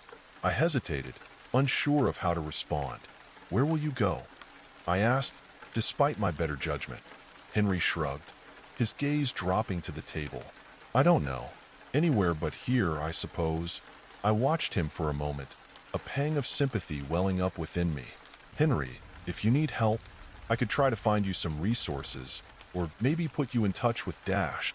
He raised a weathered hand, cutting me off. No, that's all right. I've already caused you enough trouble." He stood up from the table, setting the mug down with a gentle clack. "Thank you for your kindness. It's more than I deserve." Before I could respond, he turned and headed for the door, his steps slow and heavy. I watched as he disappeared into the woods, swallowed by the dense foliage. A part of me wanted to call out, to offer him another chance, but I knew that it wasn't my place. This was a burden he would have to carry on his own. As I stood there, the cabin felt suddenly empty, devoid of the haunting presence that had lingered the night before. I took a deep breath, trying to shake off the uneasy feeling that had settled over me. But even as I packed my bags and prepared to leave, I couldn't help but wonder about the fate of the broken old man in the woods. It was a chilly Tuesday night in late November when Mary set out on her usual 3-mile walk home from work. The sun had dipped below the horizon hours ago, leaving the quiet streets of her small Indiana town blanketed in darkness. Without her car, which was still in the shop, this nightly trek through the dense forest was the only way for Mary to get back to her secluded house off the main road. As Mary turned off the main street onto the dirt path that led to her home, she couldn't shake the uneasy feeling that had been weighing on her all evening. Something felt different tonight. The air seemed thicker, the shadows deeper. She quickened her pace, her footsteps crunching on the gravel. Suddenly, the soft rumble of a vehicle engine pierced the stillness. Mary's heart raced as she glanced back and caught sight of a van slowly approaching in the distance, its headlights dark. Trying not to panic, she told herself it was probably just someone from the local used car lot, testing out a faulty set of lights. She continued walking, keeping a wary eye on the van as it crept closer. When the van reached the turn for the dirt road, it abruptly sped up, its engine roaring to life. Then, just as quickly, the headlights blinked off, leaving the van cloaked in darkness as it swung onto the same path Mary was walking. Now thoroughly rattled, Mary broke into a brisk jog, glancing back every few seconds to track the van's progress. To her horror, she saw the van had stopped, both the driver's and passenger's doors hanging open. She stifled a gasp, adrenaline surging through her body. Without warning, the sound of a gunshot echoed through the trees, spurring Mary to run as fast as her legs could carry her. She darted off the main path, crashing through the underbrush of the dense forest. Branches snagged at her clothes as she weaved between the thick trunks, her lungs burning. After what felt like an eternity, Mary spotted a large boulder up ahead and ducked behind it, crouching low to the ground. She clamped a hand over her mouth, straining to hear any sounds of pursuit. To her dread, she soon made out the voices of multiple people, one of them a gruff male and the others, to her horror, belonging to young girls. "I think she went into the woods," the man's voice growled. "You three, go find her. Whoever brings her back doesn't have to drink the blood tonight." Mary's mind reeled at the chilling words. What kind of sick, twisted cult had she stumbled upon? Were these girls being held against their will? The thought of being discovered and forced into their macabre rituals made her want to vomit. She pressed herself tighter against the rock, praying the searchers wouldn't find her. After what felt like an eternity, the sound of sirens pierced the night, growing steadily closer. Mary heard the man shout in alarm, followed by the squealing of tires as the van sped away. Cautiously, she peered out from behind the boulder to see red and blue lights flashing in the distance. Summoning her remaining strength, she staggered out of the forest and flagged down the approaching police cars. The officers were stunned to find Mary, her clothes torn and her face streaked with dirt and tears. One of them gently guided her to the back seat of the cruiser, wrapping a shock blanket around her shivering shoulders. "Ma'am, can you tell us what happened?" the officer asked, his brow creased with concern. Mary recounted the entire terrifying ordeal, from the van's suspicious behavior to the chilling words she had overheard. The officer's eyes widened as she spoke, and he immediately radioed for backup and an ambulance. "We found a body here earlier," he said grimly. "Looks like a young woman, possibly the victim of a homicide. Your report matches what we've been hearing from other precincts across the country about this van with a South Dakota license plate." Mary's stomach lurched. "You mean this isn't the first time they've—" She couldn't bring herself to finish the sentence. The officer shook his head solemnly. "We've gotten reports of similar incidents in several other states tonight. This seems to be the work of some kind of traveling cult or serial killers." He placed a hand on her arm. "You're very lucky to have gotten away. We'll do everything we can to track down that van and the people responsible." In the days that followed, the investigation into the gruesome discoveries gained national attention.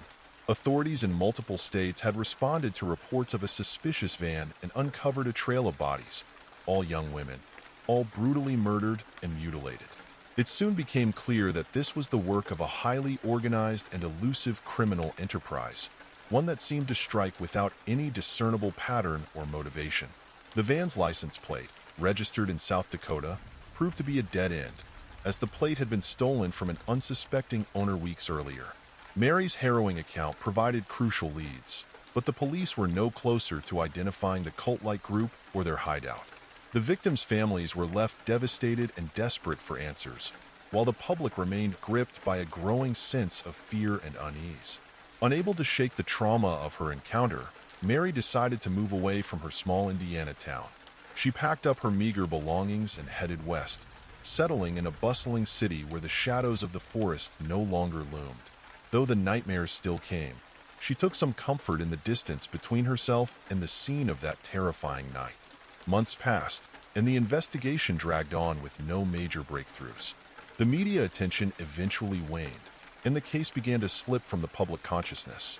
But for Mary, the memory of that chilling experience remained seared in her mind, a constant reminder of the darkness that lurked in the world. Then, one cold February evening, as Mary was preparing dinner in her cramped apartment, a knock at the door startled her. Cautiously, she peered through the peephole, her heart racing. To her shock, she recognized the grizzled features of the police officer who had come to her aid that fateful night. "Ma'am, I'm sorry to bother you, but we need to talk," he said solemnly. "We found the van." Mary's hands trembled as she ushered the officer inside, her mind racing with a million questions. Had they finally caught the elusive cult? Were the girls safe? Or had the unthinkable happened? The officer took a deep breath before speaking. "We tracked the van to a remote compound in the mountains of Colorado. When we moved in, we found bodies, ma'am. Dozens of them, all young women, all brutalized in the same way as the others." He paused, his expression grave. "And we found the girls, the ones you heard in the woods that night. They were the ones doing the killings, under the cult's influence." Mary felt the color drain from her face, a wave of nausea washing over her. "But how is that possible?" she stammered. "They sounded so young, so scared." The officer shook his head, his eyes filled with a deep, haunted sorrow. "Brainwashing, ma'am. That's the only explanation we can find. These girls, barely in their teens, were indoctrinated into this twisted, murderous cult from a young age. They were made to believe that drinking the blood of their victims was some kind of religious ritual, Mary sank into a nearby chair, her mind reeling. And the men behind it all? What happened to them? Most of them got away, the officer said, his jaw tightening with frustration. We managed to apprehend a few, but the ringleaders vanished. We think they had a network of safe houses and sympathizers across the country, helping them evade capture. Mary felt a chill run down her spine. So they're still out there, somewhere? The officer nodded grimly. I'm afraid so, ma'am, and we have no idea where they might strike next. In the weeks that followed, the gruesome details of the cult's activities continued to emerge, painting a horrific picture of the depths of human depravity. The young girls, some as young as 12 years old, had been indoctrinated from childhood, their innocence and humanity stripped away through a steady campaign of psychological and physical abuse. The revelation that these children had been the ones carrying out the murders only added to the public's sense of revulsion and anguish.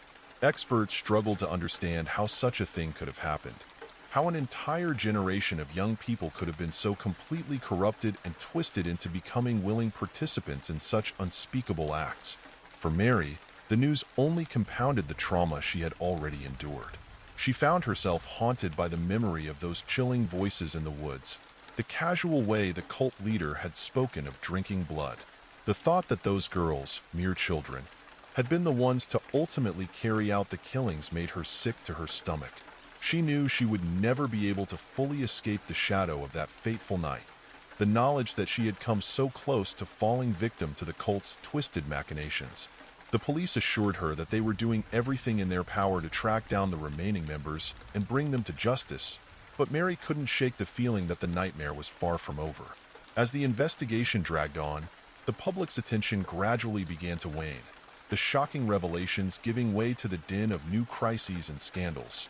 But for Mary, the fear and the trauma remained, a constant companion that she knew she would have to learn to live with. She found herself jumping at every unexpected sound, her mind instantly reverting to that terrifying moment in the woods. She began to avoid venturing out at night, even in the relative safety of the bustling city, her nerves frayed and her trust in the world shattered. In the end, Mary knew that the scars left by her encounter with the cult would never fully heal. The experience had fundamentally changed her, stealing away a piece of her innocence and her sense of security. But she also knew that she had to find a way to move forward, to reclaim the life that had been so violently interrupted. With time and the support of a therapist, Mary began to slowly rebuild her confidence and her sense of resilience. She knew that the cult members were still out there, still a threat, but she refused to let that fear consume her. Instead, she channeled her energy into advocating for better protections and resources for victims of cults and organized crime, determined to ensure that no one else would have to endure the same horrors she had faced. In the end, Mary's story became a testament to the power of the human spirit to overcome even the darkest of tragedies. Her courage and her refusal to be cowed by the forces of evil inspired others, and her voice became a rallying cry for those seeking justice and healing in the wake of unimaginable trauma. And so, even as the hunt for the remaining cult members continued, Mary found solace in the knowledge that she had emerged from the darkness, stronger and more resilient than ever before. The scars may never fully fade, but she knew that she had the strength to face whatever the future might hold. If you found these stories as captivating and unsettling as I did, be sure to hit that like button and subscribe to the channel. There's no telling what other dark corners of the world we might explore together. I've always been drawn to places others avoid. Growing up in Portland, Oregon, where the city meets vast stretches of wilderness, I had plenty of opportunities to satisfy my curiosity for the unknown. But nothing in my years of urban exploration prepared me for what happened last summer when I was 23. I'd recently moved to a small town called River's Edge, about an hour outside after we heard rumors about hikers experiencing inexplicable phenomena there. The stories varied. Some claimed to hear phantom mining equipment, others spoke of music playing from empty caves. Most dismissed these tales as urban legends or the wind playing tricks, but something about them caught our attention. We decided to investigate one Friday night in August. The plan was simple: hike the main Echo Trail around midnight, document anything unusual, and gather material for a potential feature story. Sarah brought her professional camera equipment, and I packed my audio recorder, hoping to capture any strange sounds the area was known for. The trailhead wasn't marked on any official maps, but Sarah had gotten directions from her neighbor, an elderly man who'd worked the mines in the 1960s.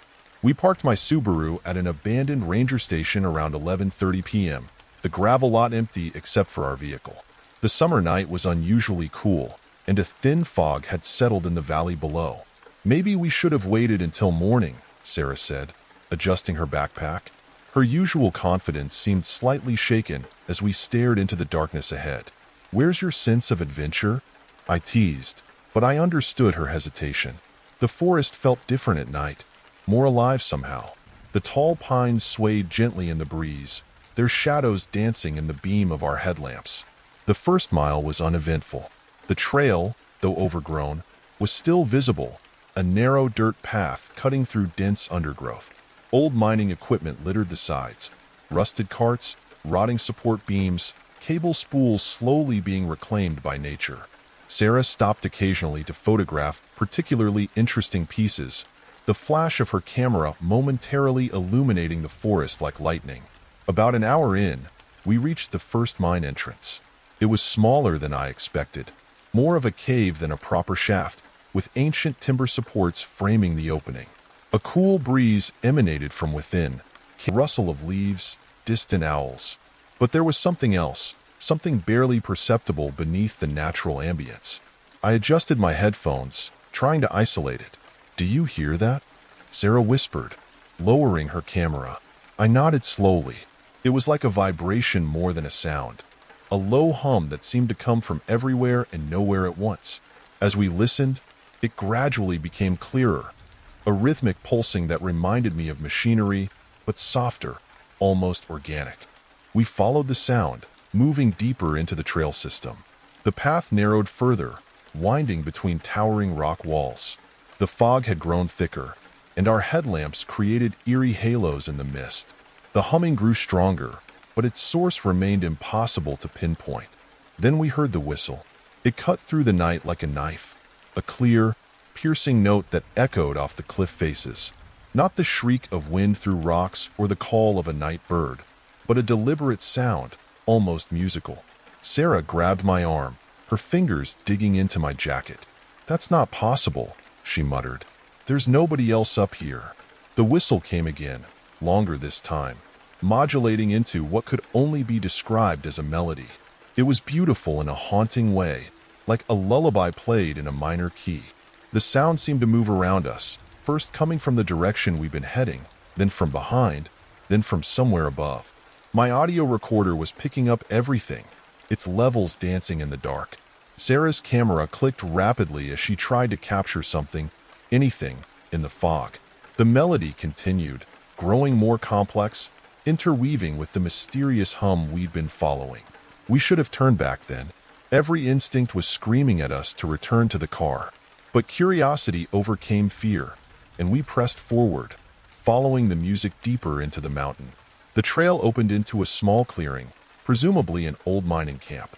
The remains of stone buildings created dark silhouettes in the fog, and rusted equipment cast strange shadows in our lamplight. The melody was crystal clear here, filling the space like invisible smoke. Sarah's camera flash illuminated something that made us both freeze. In the brief burst of light, we saw movement among the ruins. Not the darting of small animals or the swaying of branches, but something larger, more purposeful. When the flash faded, I could still see them, dark shapes shifting in the mist, always just at the edge of vision. The humming had grown into a drone that vibrated in my chest, and the whistling melody seemed to come from multiple sources now, creating a complex harmony that made my head spin. Sarah's camera flashed again, and in that instant, I saw them clearly. They weren't solid figures, but rather suggestions of form, like smoke given purpose. They moved in time with the music, weaving between the ruins in a slow dance. I counted at least 5 distinct shapes before the darkness returned. "We need to go," Sarah whispered, her voice trembling. "Now." I nodded, unable to speak. We turned to retrace our steps, but the fog had grown so thick we could barely see the ground. The melody followed us, closer now, and the shapes in the darkness seemed to press in from all sides. We ran. The beam of our headlamps bounced wildly as we stumbled down the trail, the whistling and humming pursuing us like a physical force. Branches whipped at our faces, and loose rocks threatened to send us sprawling. Several times we took wrong turns in the fog, only to hear the melody grow stronger, herding us back to the main path. The shapes kept pace with us, always visible in the corner of my eye but disappearing when I turned to look. The music built to a crescendo, the harmony becoming discordant, almost frenzied. My audio recorder was still running, capturing everything: our panicked breathing, our footfalls on the rocky path, and that impossible melody. We burst out of the fog bank near the ranger station, nearly falling down the final slope. The music cut off abruptly, leaving only the sound of our ragged breathing and pounding hearts. My car sat where we'd left it, its metal surface gleaming with dew. We didn't speak during the drive back to town. Sarah clutched her camera to her chest, and my audio recorder sat heavy in my pocket. When we finally reached her apartment, the sky was beginning to lighten with the first hints of dawn. "We should check the recordings," she said quietly. I wanted to say no, to go home and pretend none of it had happened. But we were journalists, after all. We had to know.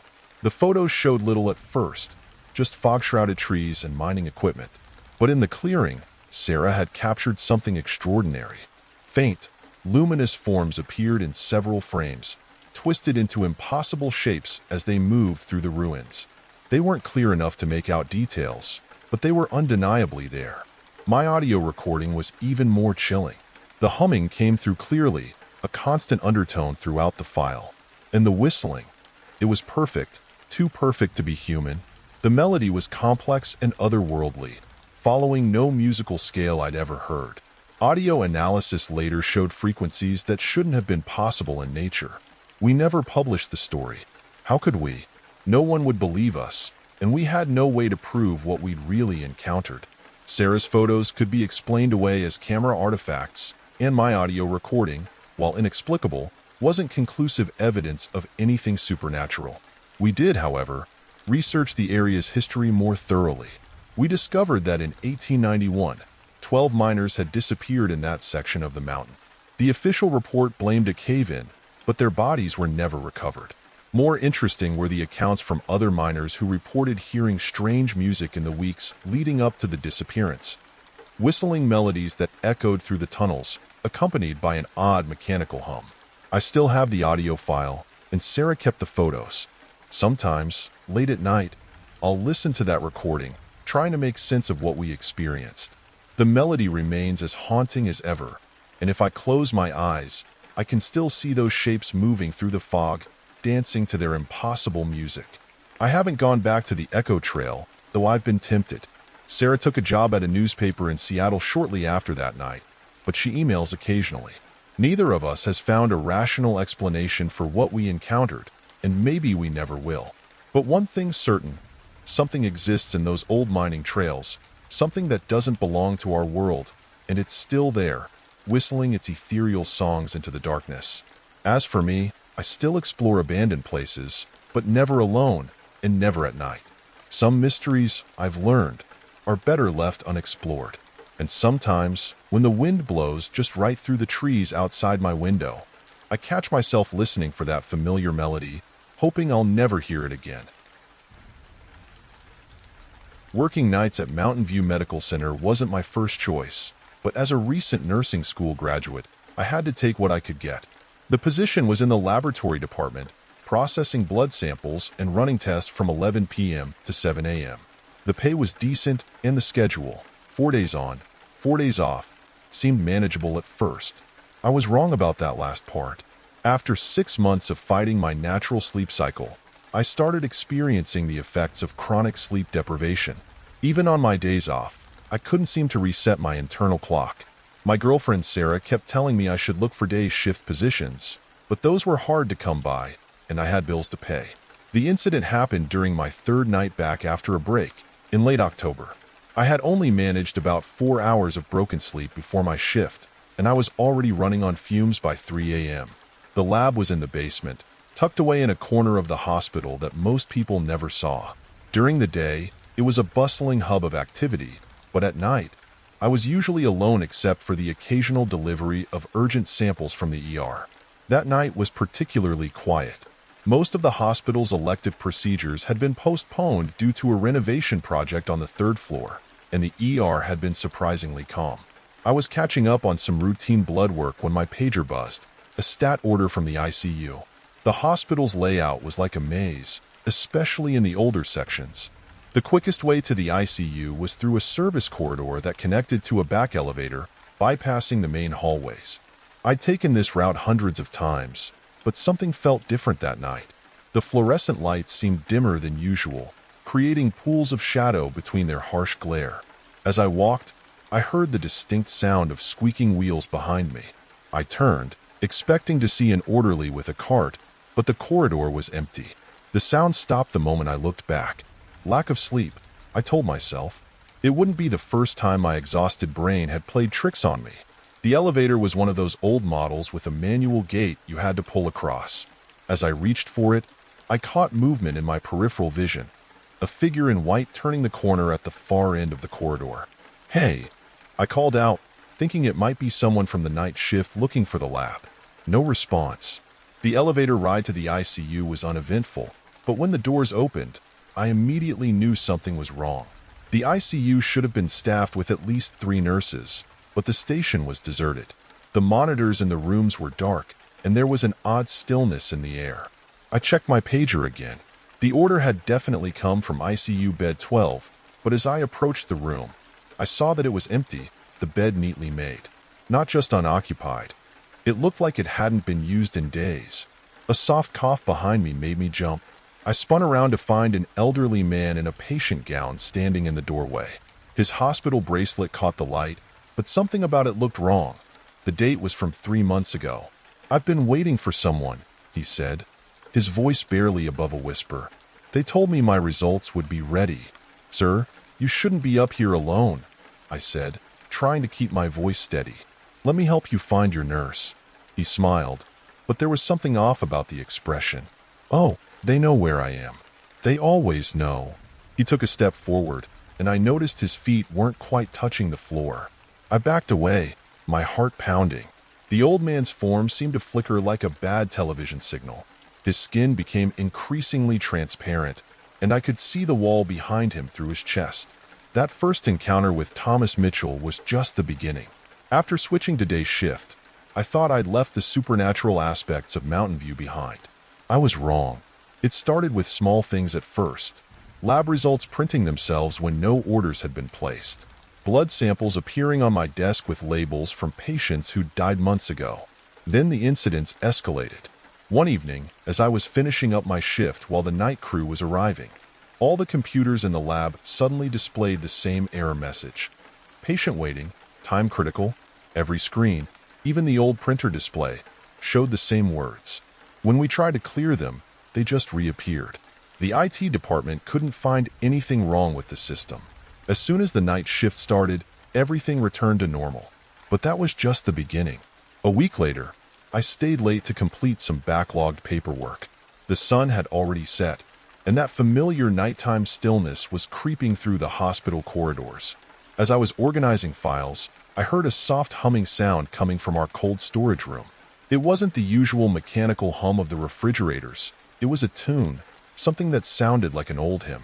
When I opened the storage room door, I found an elderly woman in a nurse's uniform from at least 50 years ago, methodically organizing blood samples. She turned to me with a gentle smile. "These need to be processed right away, dear," she said, holding out a rack of tubes. "We lost too many during the outbreak. We can't let that happen again." Before I could respond, she faded away like mist, leaving behind a single blood tube on the counter. The label was yellow with age, dated 1963. Later research revealed that Mountain View had faced a devastating bacterial outbreak that year. Dozens of patients had died while waiting for blood culture results. The incidents kept multiplying. Night shift workers reported seeing children in old-fashioned hospital gowns playing in the corridors near the lab, vanishing when approached. They always left behind small gifts, origami cranes made from lab requisition forms, drawings of butterflies on specimen labels. One of the new techs, Miguel, discovered that these appearances seemed to cluster around dates when the hospital had faced its greatest challenges: disease outbreaks, natural disasters, mass casualties. It was as if the hospital itself had absorbed the echoes of every crisis, every loss, every moment when time-critical lab results had meant the difference between life and death. The most intense activity centered around the old pneumatic tube system, a network of pipes that once carried samples throughout the hospital. Though mostly sealed off now, security cameras would catch glimpses of phantom tubes racing through the abandoned system at night, carrying messages and samples that had somehow slipped through the cracks of time. I started keeping a journal of the phenomena, cross-referencing them with historical hospital records. A pattern emerged. Every spirit, every ghostly occurrence, was connected to laboratory testing in some way. The children were victims of a meningitis outbreak in the 1950s. The elderly nurse had worked in the lab during the 1963 crisis. Even the phantom tube system seemed to be trying to complete deliveries that had been interrupted decades ago. Thomas Mitchell remained the most active presence. Night shift workers regularly reported encounters with him, always near the ICU, always asking about his results. Some felt only a cold spot and heard his whispered questions. Others saw him clearly, exactly as I had that first night. The hospital administration ignored the stories, attributing them to stress and overwork. But those of us who worked in the lab knew better. We developed our own protocols for handling these supernatural specimens, running the tests, recording the results, even though we knew the patients were long gone. One night, about a year after my first encounter with Mitchell, I received an urgent call from the night shift supervisor, Lisa. She was relatively new and had always been skeptical of the ghost stories. "You need to come in," she said, her voice shaking. "All the analyzers are running samples, but there are no orders in the system. The results, they're all from dead patients." When I arrived, the lab was in chaos. Every piece of equipment was running at full capacity, processing phantom samples. The printers were spewing out results for patients who had died over the past century. In the center of it all stood Thomas Mitchell, more solid than I'd ever seen him. "It's time they all got their answers," he said, gesturing to the shadows gathering around him. I could make out dozens of figures: the children, the elderly nurse, patients in gowns from every era of the hospital's history. Every test matters. Every result counts, even if it comes too late. Then, one by one, the spirits approached the printers, collected their results, and faded away. The children left behind a chain of paper cranes. The elderly nurse straightened a stack of reports before disappearing. Finally, only Thomas Mitchell remained. "Thank you for remembering us," he said, picking up his own results. "For understanding that every sample is a story, every test a life hanging in the balance." After that night, the supernatural activity in the lab diminished but didn't completely cease. We still occasionally find mysterious samples, still hear the phantom tube system late at night. The children's paper cranes appear during particularly busy shifts, like tiny reminders to stay vigilant. I kept my day shift position, but I no longer fear the night shift.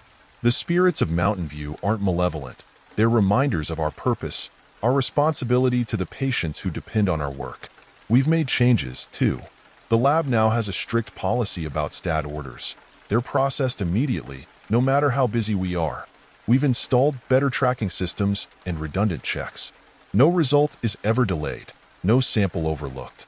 Sometimes, on late evenings when the sun is setting and the lab grows quiet, I think I hear Thomas Mitchell's voice echoing faintly. "Someone's always waiting." It's not a haunting anymore. It's a reminder that our work matters, that every test could be the one that saves a life. The new night shift techs still tell ghost stories, but they're different now. They talk about helpful spirits who guide them to mislabeled samples, about phantom alerts that prevent mistakes, about paper cranes that appear when they're about to miss something important. I've learned to see these supernatural elements not as disruptions but as part of the hospital's soul, echoes of every life touched by our work, every critical moment when laboratory results made a difference. They remind us that behind every sample is a person, every test a story, every result a life hanging in the balance. Last week, I found a new plaque next to Thomas Mitchell's. It reads, "The Mountain View Laboratory." where every test tells a story and every story matters. Below it, someone had placed a paper crane, perfectly folded from an old lab requisition form. I left it there.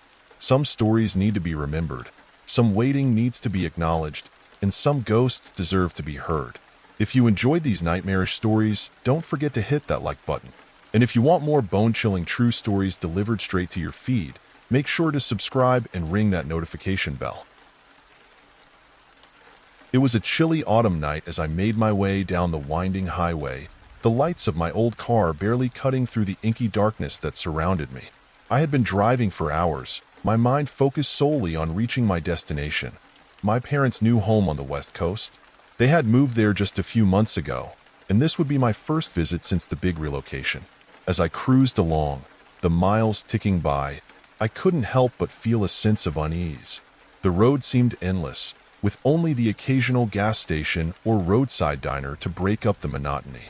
I glanced down at the dashboard, my eyes immediately drawn to the flickering check engine light. Letting out a sigh, I knew this could mean trouble, but I pushed the worry to the back of my mind. I just needed to make it to the next town and figure it out from there. Unfortunately, my car had other plans. Suddenly, the engine sputtered and died, leaving me coasting slowly onto the shoulder. I gripped the steering wheel, my knuckles turning white, as I guided the car to a stop. Jumping out, I hurried to the front, popping the hood and peering inside, hoping to find the source of the problem. But try as I might, I couldn't spot anything out of the ordinary. Closing the hood in frustration, I pulled out my phone, only to be met with the dreaded "no service" message. Panic began to set in as I realized I was stranded, alone, on a deserted stretch of highway in the middle of the night. I had no choice but to try and flag down a passing vehicle. Time seemed to crawl by as I stood there, my thumb raised, waiting for a car to appear. Finally, after what felt like an eternity, a set of headlights came into view in the distance. I held my breath, praying the driver would stop. To my relief, the black pickup truck slowed and pulled over to the side of the road. The driver, a thin, lanky man with long, unkempt hair, leaned over and rolled down the window. "Need a lift?" he asked, his voice tinged with a strange, almost unsettling, cheerfulness. I hesitated for a moment, something about this man setting off alarm bells in my mind. But I quickly pushed those feelings aside, reminding myself that I had little choice. "Yes, please," I replied, forcing a smile as I made my way to the passenger side door. As I climbed into the truck, the man eyed me curiously in the rearview mirror. "You don't have any weapons on you, do you?" he asked, his tone laced with an odd sense of suspicion. I shook my head, slightly taken aback by the unexpected question. "No, of course not," I assured him, trying to sound as nonchalant as possible. The man nodded, his lips curling into a thin smile, and pulled back onto the highway. The ride was mostly silent, save for the occasional hum of the engine and the soft crunch of the tires on the asphalt. I stared out the window, watching the endless stretch of road unfolding before us, my mind racing with a million questions. Where was this man going? Why had he asked about weapons? And where was he taking me? Suddenly, the truck made a sharp turn, veering off the highway and onto a narrow, dirt road. I sat up straight, my heart pounding in my chest. "Where are we going?" I asked, trying to keep the panic out of my voice. The man glanced at me briefly, his expression unreadable. "Don't worry, it's just a shortcut," he said, his tone casual, almost dismissive. I didn't believe him for a second, as the truck rumbled down the rough, uneven path. A dilapidated farmhouse came into view, its once grand facade now crumbling and overgrown with weeds. The sight of it sent a chill down my spine, and I knew in that moment that I had to get out of this situation, and fast. As the truck slowed to a stop in front of the decrepit building, the man turned to me, that unsettling grin still plastered across his face. "Well, here we are," he said, his eyes glinting with something I couldn't quite place. Without a moment's hesitation, I flung the door open and bolted, my legs carrying me as fast as they could towards the safety of the nearby woods. I could hear the man's footsteps pounding behind me, his ragged breaths echoing through the darkness. Panic and adrenaline fueling my every step, I darted between the trees, the branches scratching at my skin as I pushed deeper into the forest. Finally, I risked a glance over my shoulder, but the man had vanished from sight. Slowing my pace, I pressed my back against the rough bark of a towering oak, struggling to catch my breath. I could still hear the man's voice echoing through the trees, calling out to me. "Come on, let's go back." "I didn't mean to scare you," he said, his tone dripping with a forced sense of calmness. "I'll give you a ride. It's no trouble at all." I held my breath, refusing to give in to the temptation to respond. Slowly, the man's voice faded into the distance, and I knew I had to keep moving. Gripping my phone tightly in my hand, I began to make my way through the woods, praying that I would eventually find my way back to the main road. As I walked, I could feel the adrenaline slowly ebbing away, replaced by a growing sense of fear and uncertainty. What if I couldn't find my way out of this maze of trees? What if the man was still out there, lurking in the shadows, waiting to pounce?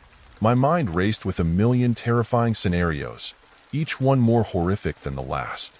But then, through the gloom, a faint glimmer of hope appeared. A single bar of cell service on my phone. Letting out a shaky breath, I quickly dialed 911, desperately hoping that the call would go through. To my relief, a calm, steady voice answered on the other end, and I quickly explained my situation. "Stay where you are. Help is on the way," the operator said, her words soothing my frayed nerves. "Can you give me any landmarks or details about your location?" I glanced around, trying to get my bearings. "I'm in the woods, off a dirt road," I replied, my voice trembling. "There's an old farmhouse nearby, but I don't know exactly where I am." The operator assured me that they were tracking the call and would send officers to the area as soon as possible. With that, I began to make my way back towards the main road, my steps cautious and wary, my eyes constantly scanning the surrounding darkness for any sign of the strange man. As I emerged from the woods, I could see the flashing lights of a police car in the distance. Relief flooded through me, and I hurried towards the officers, my heart pounding in my chest. They listened intently as I recounted the harrowing events, their faces growing more and more concerned with every word. "We'll search the area, but the man and his vehicle seem to have vanished," one of the officers said, his brow furrowed in concentration. "In the meantime, let's get you to safety." I nodded gratefully, following the officers to their car. As we drove away, I couldn't help but glance back at the dilapidated farmhouse, its windows dark and empty. What exactly had I narrowly escaped? And who was the strange, unsettling man who had offered me a ride? These questions would continue to haunt me for days, weeks, even months to come. I replayed the events in my mind, searching for any clue, any hint that might shed light on the man's true motives. But no matter how hard I tried, I couldn't make sense of it all. In the end, the police never did find the man or his truck. The farmhouse, too, remained a mystery, its secrets locked away in the darkness of that fateful night. All I knew was that I had been given a second chance, a narrow escape from a fate that I shuddered to even imagine. As I finally made it to my parents' new home, I couldn't help but feel a newfound appreciation for the simple comforts of life, the warmth of my family, the safety of familiar surroundings. The long road home had taken an unexpected and terrifying turn, but in the end, I was grateful to have made it through, my spirit a little more weathered, but my resolve stronger than ever. From that day on, I vowed to never take the simple things for granted. The quiet moments, the routine journeys, the everyday blessings. These were the things that truly mattered, the things that kept us anchored in a world that could so easily slip into darkness. And as I embraced my parents' embrace, I knew that I would carry that lesson with me, a constant reminder of the fragility and preciousness of life. The months that followed were not without their challenges, as I grappled with the lingering trauma of that fateful night. But with the support of my loved ones and the knowledge that I had survived against all odds, I slowly began to heal, to rebuild the sense of security and trust that had been so profoundly shaken. And as I look back on that experience now, I can't help but feel a profound sense of gratitude, not just for the fact that I made it out alive, but for the way it has shaped me, molded me into a stronger, more resilient individual. The long road home may have been paved with unexpected obstacles, but it was a journey that ultimately brought me closer to the things that truly matter. So, whenever I find myself on a winding highway, the open road stretching out before me, I can't help but feel a twinge of unease. But I also know that I am equipped to handle whatever challenges may come my way, that I have the strength and the courage to face them head-on. For in the end, the true test of a person's character is not in the moments of ease and comfort, but in the moments of adversity and uncertainty. And as I look to the horizon, I know that whatever lies ahead, I am ready to confront it, to embrace the journey, and to emerge from it a better, wiser, and more resilient person. The long road home may have been paved with unexpected obstacles, but it has also been a road of growth, of self-discovery, and of a deeper appreciation for the preciousness of life. It was late on a Thursday night when Jack found himself driving down the lonely rural highway, the inky blackness of the countryside stretching out on either side of his car. He had just finished up an overtime shift at the warehouse and was eager to get home to his small apartment on the outskirts of town. As he navigated the winding roads, Jack couldn't help but feel uneasy. The eerie silence was punctuated only by the hum of his engine and the occasional flutter of a nocturnal creature darting across the asphalt. He gripped the steering wheel a little tighter, his eyes constantly scanning the darkness for any sign of movement. Just as he was starting to relax, a figure suddenly materialized in the middle of the road ahead. Jack slammed on the brakes, his heart pounding as the car screeched to a halt mere feet from the shadowy form. Squinting, he could make out the silhouette of a man standing there, thumb extended in a hitchhiking gesture. Jack hesitated, every instinct telling him to keep driving. But something about the man's posture, hunched, almost defeated, made him pause.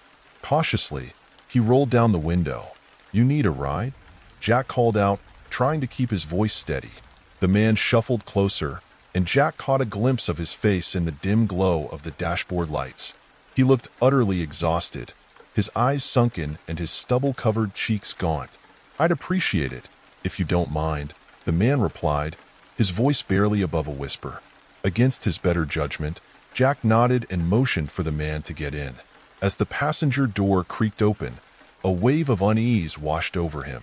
But he pushed it down, reminding himself that it was the middle of the night, and this poor soul was clearly in need. The man slid into the seat next to him, his large backpack rustling as he settled in. Jack glanced over, taking in the man's unkempt appearance and the way he clutched the worn strap of his bag as if it were a lifeline. "Where are you headed?" Jack asked, trying to keep his tone casual. "Just the next town over, if you don't mind," the man replied, his eyes fixed straight ahead. Jack nodded and eased the car back onto the road, his grip on the steering wheel tightening with each passing mile. The silence between them was thick and uncomfortable, broken only by the occasional creak of the man shifting in his seat. As they drove, Jack couldn't help but steal glances at his passenger, his unease growing with each passing moment. There was something about the man, the way he held himself, the haunted look in his eyes, that set Jack on edge. "You're not from around here, are you?" he finally asked, unable to contain his curiosity.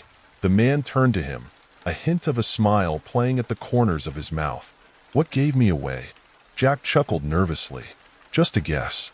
Not too many people out here on the back roads this time of night." The man nodded, his gaze drifting back to the road ahead. "I'm just passing through, trying to get home. Been a long journey." Jack didn't miss the way the man's fingers tightened around the strap of his bag as he spoke. "Where's home?" he pressed, his curiosity getting the better of him. The man hesitated, his eyes narrowing slightly. "A little town a few hours from here. Family's waiting for me." Jack nodded, sensing there was more to the story but not wanting to pry further. They lapsed into silence once more, the only sound the steady hum of the engine. As they approached a particularly dark and isolated stretch of road, Jack's unease resurfaced with a vengeance. He glanced nervously at his passenger, who seemed to have grown unnervingly still. "Almost there," the man murmured, his voice barely audible. Jack swallowed hard, his palms suddenly damp with sweat. "That's good," he replied, his voice shaking slightly. The car continued to glide forward, the darkness pressing in on all sides. Jack's mind raced, his thoughts a jumbled mess of fear and uncertainty. What was he doing, giving a ride to a complete stranger in the middle of the night? What if this man had? His train of thought was interrupted by a sudden movement from the passenger seat. Whipping his head to the side, Jack's eyes went wide with horror as he caught sight of the knife in the man's hand, its blade glinting in the faint glow of the dashboard lights. "Pull over," the man growled, his voice low and menacing. Jack's heart pounded in his chest as he frantically scanned the road for a safe place to stop. But there was nothing, just endless stretches of empty farmland on either side. "I said, pull over," the man repeated, his grip tightening on the knife. Swallowing hard, Jack eased the car onto the shoulder, his hands trembling as he brought it to a stop. The man wasted no time, quickly reaching across and yanking the keys from the ignition. "Out," he barked, his eyes narrowed to slits. Jack hesitated, his mind racing. He could try to make a break for it, but the man was blocking the only way out. And with that knife in his hand, he knew he couldn't risk it. Slowly, he opened the door and stepped out, his legs feeling like jelly. The man followed suit, his backpack still slung over his shoulder. "Start walking," the man ordered, gesturing with the knife. Jack had no choice but to comply, his heart pounding in his ears as he trudged across the empty field. The tall grass whipped at his legs, and the darkness seemed to close in around him, suffocating him. After what felt like an eternity, they reached a small, dilapidated barn in the distance. The man shoved Jack towards the door, his knife still drawn. "Inside," he barked. Jack obeyed, his mind racing as he stepped into the musty, dimly lit interior. The man followed close behind, his eyes darting around the space. "Sit," he commanded, motioning towards a rickety wooden chair in the corner. Jack did as he was told, his hands trembling as he lowered himself into the chair. The man stepped closer, the knife still clutched in his hand. "What do you want from me?" Jack asked, his voice barely above a whisper. The man studied him for a long moment, his expression unreadable. "Nothing," he finally said, his grip on the knife loosening slightly. I need a place to rest, that's all." Jack blinked, his brow furrowing in confusion. "But the knife," the man sighed, his shoulders slumping. "I'm sorry, I didn't mean to scare you. I've been on the road for so long, and I'm so tired." He shook his head, his gaze dropping to the floor. Jack studied the man, a flicker of sympathy stirring within him. He could see the exhaustion in the man's eyes, the way his hands trembled slightly. Whatever had brought him to this point, it was clear he was not a hardened criminal, but rather a desperate soul in need of help. Slowly, Jack nodded. "Okay," he said, his voice soft. "You can stay here, just don't hurt me, okay?" The man looked up, his eyes widening in surprise. You're letting me stay?" Jack nodded again, his own fear slowly ebbing away. "Yeah, I figure you need a place to rest, and I'm not about to leave you out here in the middle of nowhere." The man stared at him for a long moment, and then, to Jack's surprise, he smiled. It was a tired, weary smile, but there was a glimmer of gratitude in his eyes. "Thank you," he said, his voice barely above a whisper. Jack nodded, his own fears receding as he watched the man's shoulders sag with relief.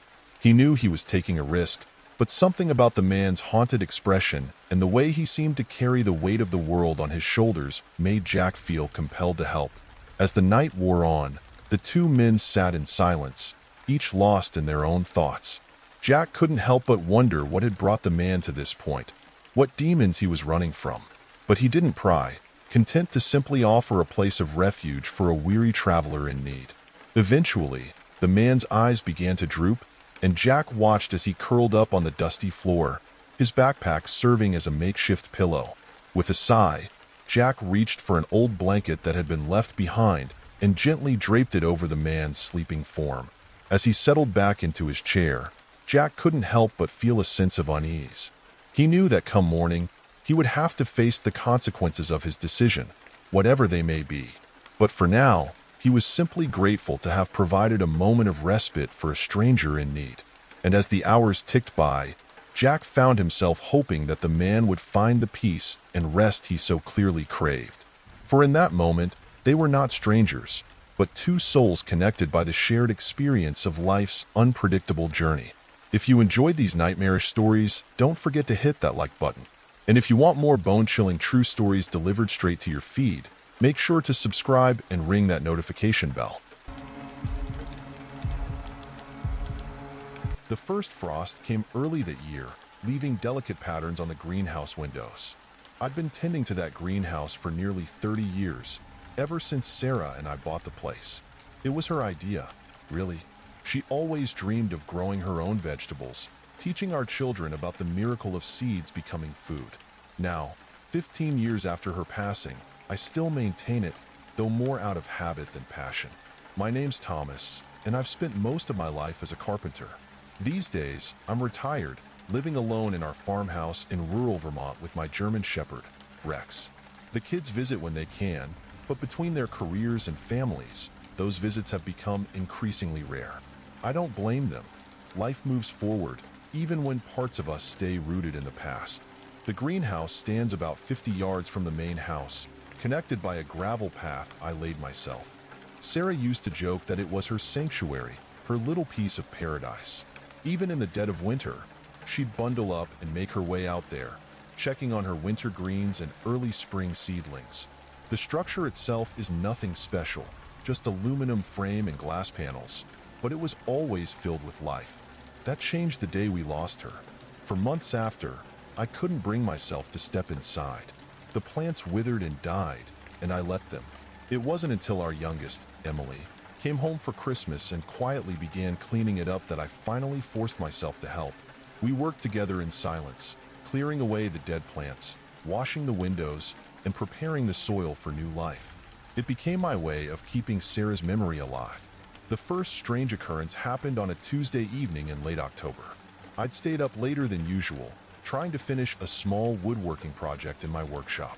Rex had been acting oddly all day, pacing and whining at nothing in particular. I attributed it to the storm that was rolling in. He'd never been good with thunder. As I was locking up for the night, I glanced out the kitchen window and noticed a light in the greenhouse. At first, I assumed I'd forgotten to turn it off after my evening watering, though I could have sworn I hadn't used the lights that day. The motion-activated security light between the house and greenhouse hadn't triggered, which struck me as odd. It usually caught even the local deer wandering through. I grabbed my flashlight and jacket, clicked my tongue for Rex to follow, and headed out into the night. The air was crisp, carrying that distinct autumn smell of decaying leaves and wood smoke from distant chimneys. As I approached the greenhouse, the light inside went out. I quickened my pace, my boots crunching on the gravel path. Rex stayed close to my heel, unusually quiet. When I reached the greenhouse door, I found it locked, just as I'd left it. Inside, everything was exactly as it should be. Rows of late-season tomatoes, the winter lettuce beds, Sarah's old potting bench still organized the way she liked it. But something felt off. The air inside was warm, which was normal given the heater, but there was an unusual scent, something floral and familiar that I couldn't quite place. I chalked it up to an electrical issue with the lights and made a mental note to check the wiring in the morning. But as I turned to leave, I noticed something that made my blood run cold. There, in the condensation on the nearest window, was a perfect handprint, smaller than mine, with delicate fingers. It looked exactly like Sarah's. I told myself I was being ridiculous. Condensation can play tricks on the eyes, and grief has a way of making us see things we want to see. I wiped the handprint away with my sleeve and headed back to the house, though sleep didn't come easily that night. The next few weeks passed without incident, and I almost managed to convince myself I'd imagined the whole thing. Then came the morning I found footprints in the soil. They were small, barefoot impressions that started in the middle of the center aisle and disappeared at the far end of the greenhouse. I spent hours trying to figure out how someone could have gotten in. The door was still locked, the windows sealed for winter, and Rex hadn't barked during the night. The footprints were just the beginning. Tools began to move around the greenhouse. Not missing, just relocated to places Sarah used to keep them instead of where I stored them now. The old wind chimes she'd hung in the corner started tinkling on still days. One morning, I found all the seedling trays rearranged in perfect alphabetical order, exactly the way Sarah insisted they should be kept. I didn't tell anyone about these occurrences. My children would worry, and my friends would think I was losing my mind. Maybe I was. Grief does strange things to a person, and 15 years isn't always enough time to fully heal. But deep down, I knew something real was happening in that greenhouse. The situation came to a head one stormy night in November.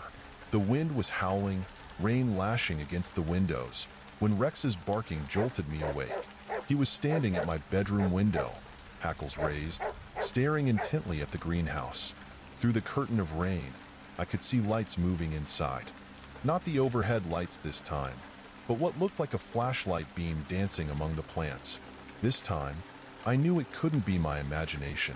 I grabbed my own flashlight and my phone, ready to call the police if necessary. Rex followed close behind as I made my way downstairs and out into the storm. The beam of light continued to move inside the greenhouse, and I could see a figure moving between the rows of plants. My heart was pounding as I approached the door.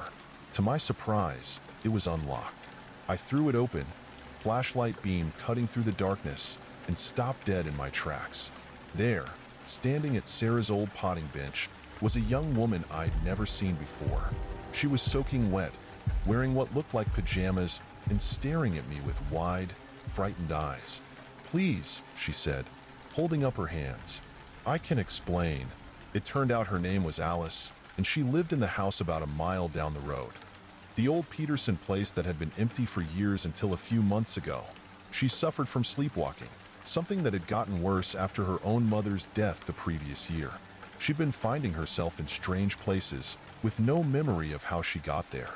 "I only realized I was coming here when my husband followed me one night," she explained, shivering in the blanket I'd given her. "He said I would walk straight to your greenhouse, unlock the door with movements so practiced it looked like I'd done it 1,000 times, and then just garden. For hours sometimes. He was too afraid to wake me. You're not supposed to wake sleepwalkers. So he'd just watch and make sure I got home safely." As she talked, I noticed she was holding one of Sarah's old trowels, her favorite, with the worn wooden handle. She followed my gaze and quickly set it down. "I'm so sorry. I don't know why, but this place feels familiar. Safe. Like somewhere I used to know." That's when it hit me. The floral scent I'd noticed that first night. It was Sarah's perfume, the one she always wore when working in the greenhouse. I looked at Alice more closely and realized she was about the same height as Sarah, with the same delicate hands. I should have been angry, should have called the police, or at least demanded she stay away. Instead, I found myself telling her about Sarah, about how the greenhouse had been her sanctuary, about how empty it had felt since she'd been gone. Alice listened, tears in her eyes, and shared stories about her own mother's garden, about how working with plants made her feel connected to her mom even now. We talked until the storm passed, and then I walked her home, Rex trotting alongside us. Her husband was waiting up, worried, sick, and profusely apologetic when she explained everything. In the days that followed, we came to an arrangement.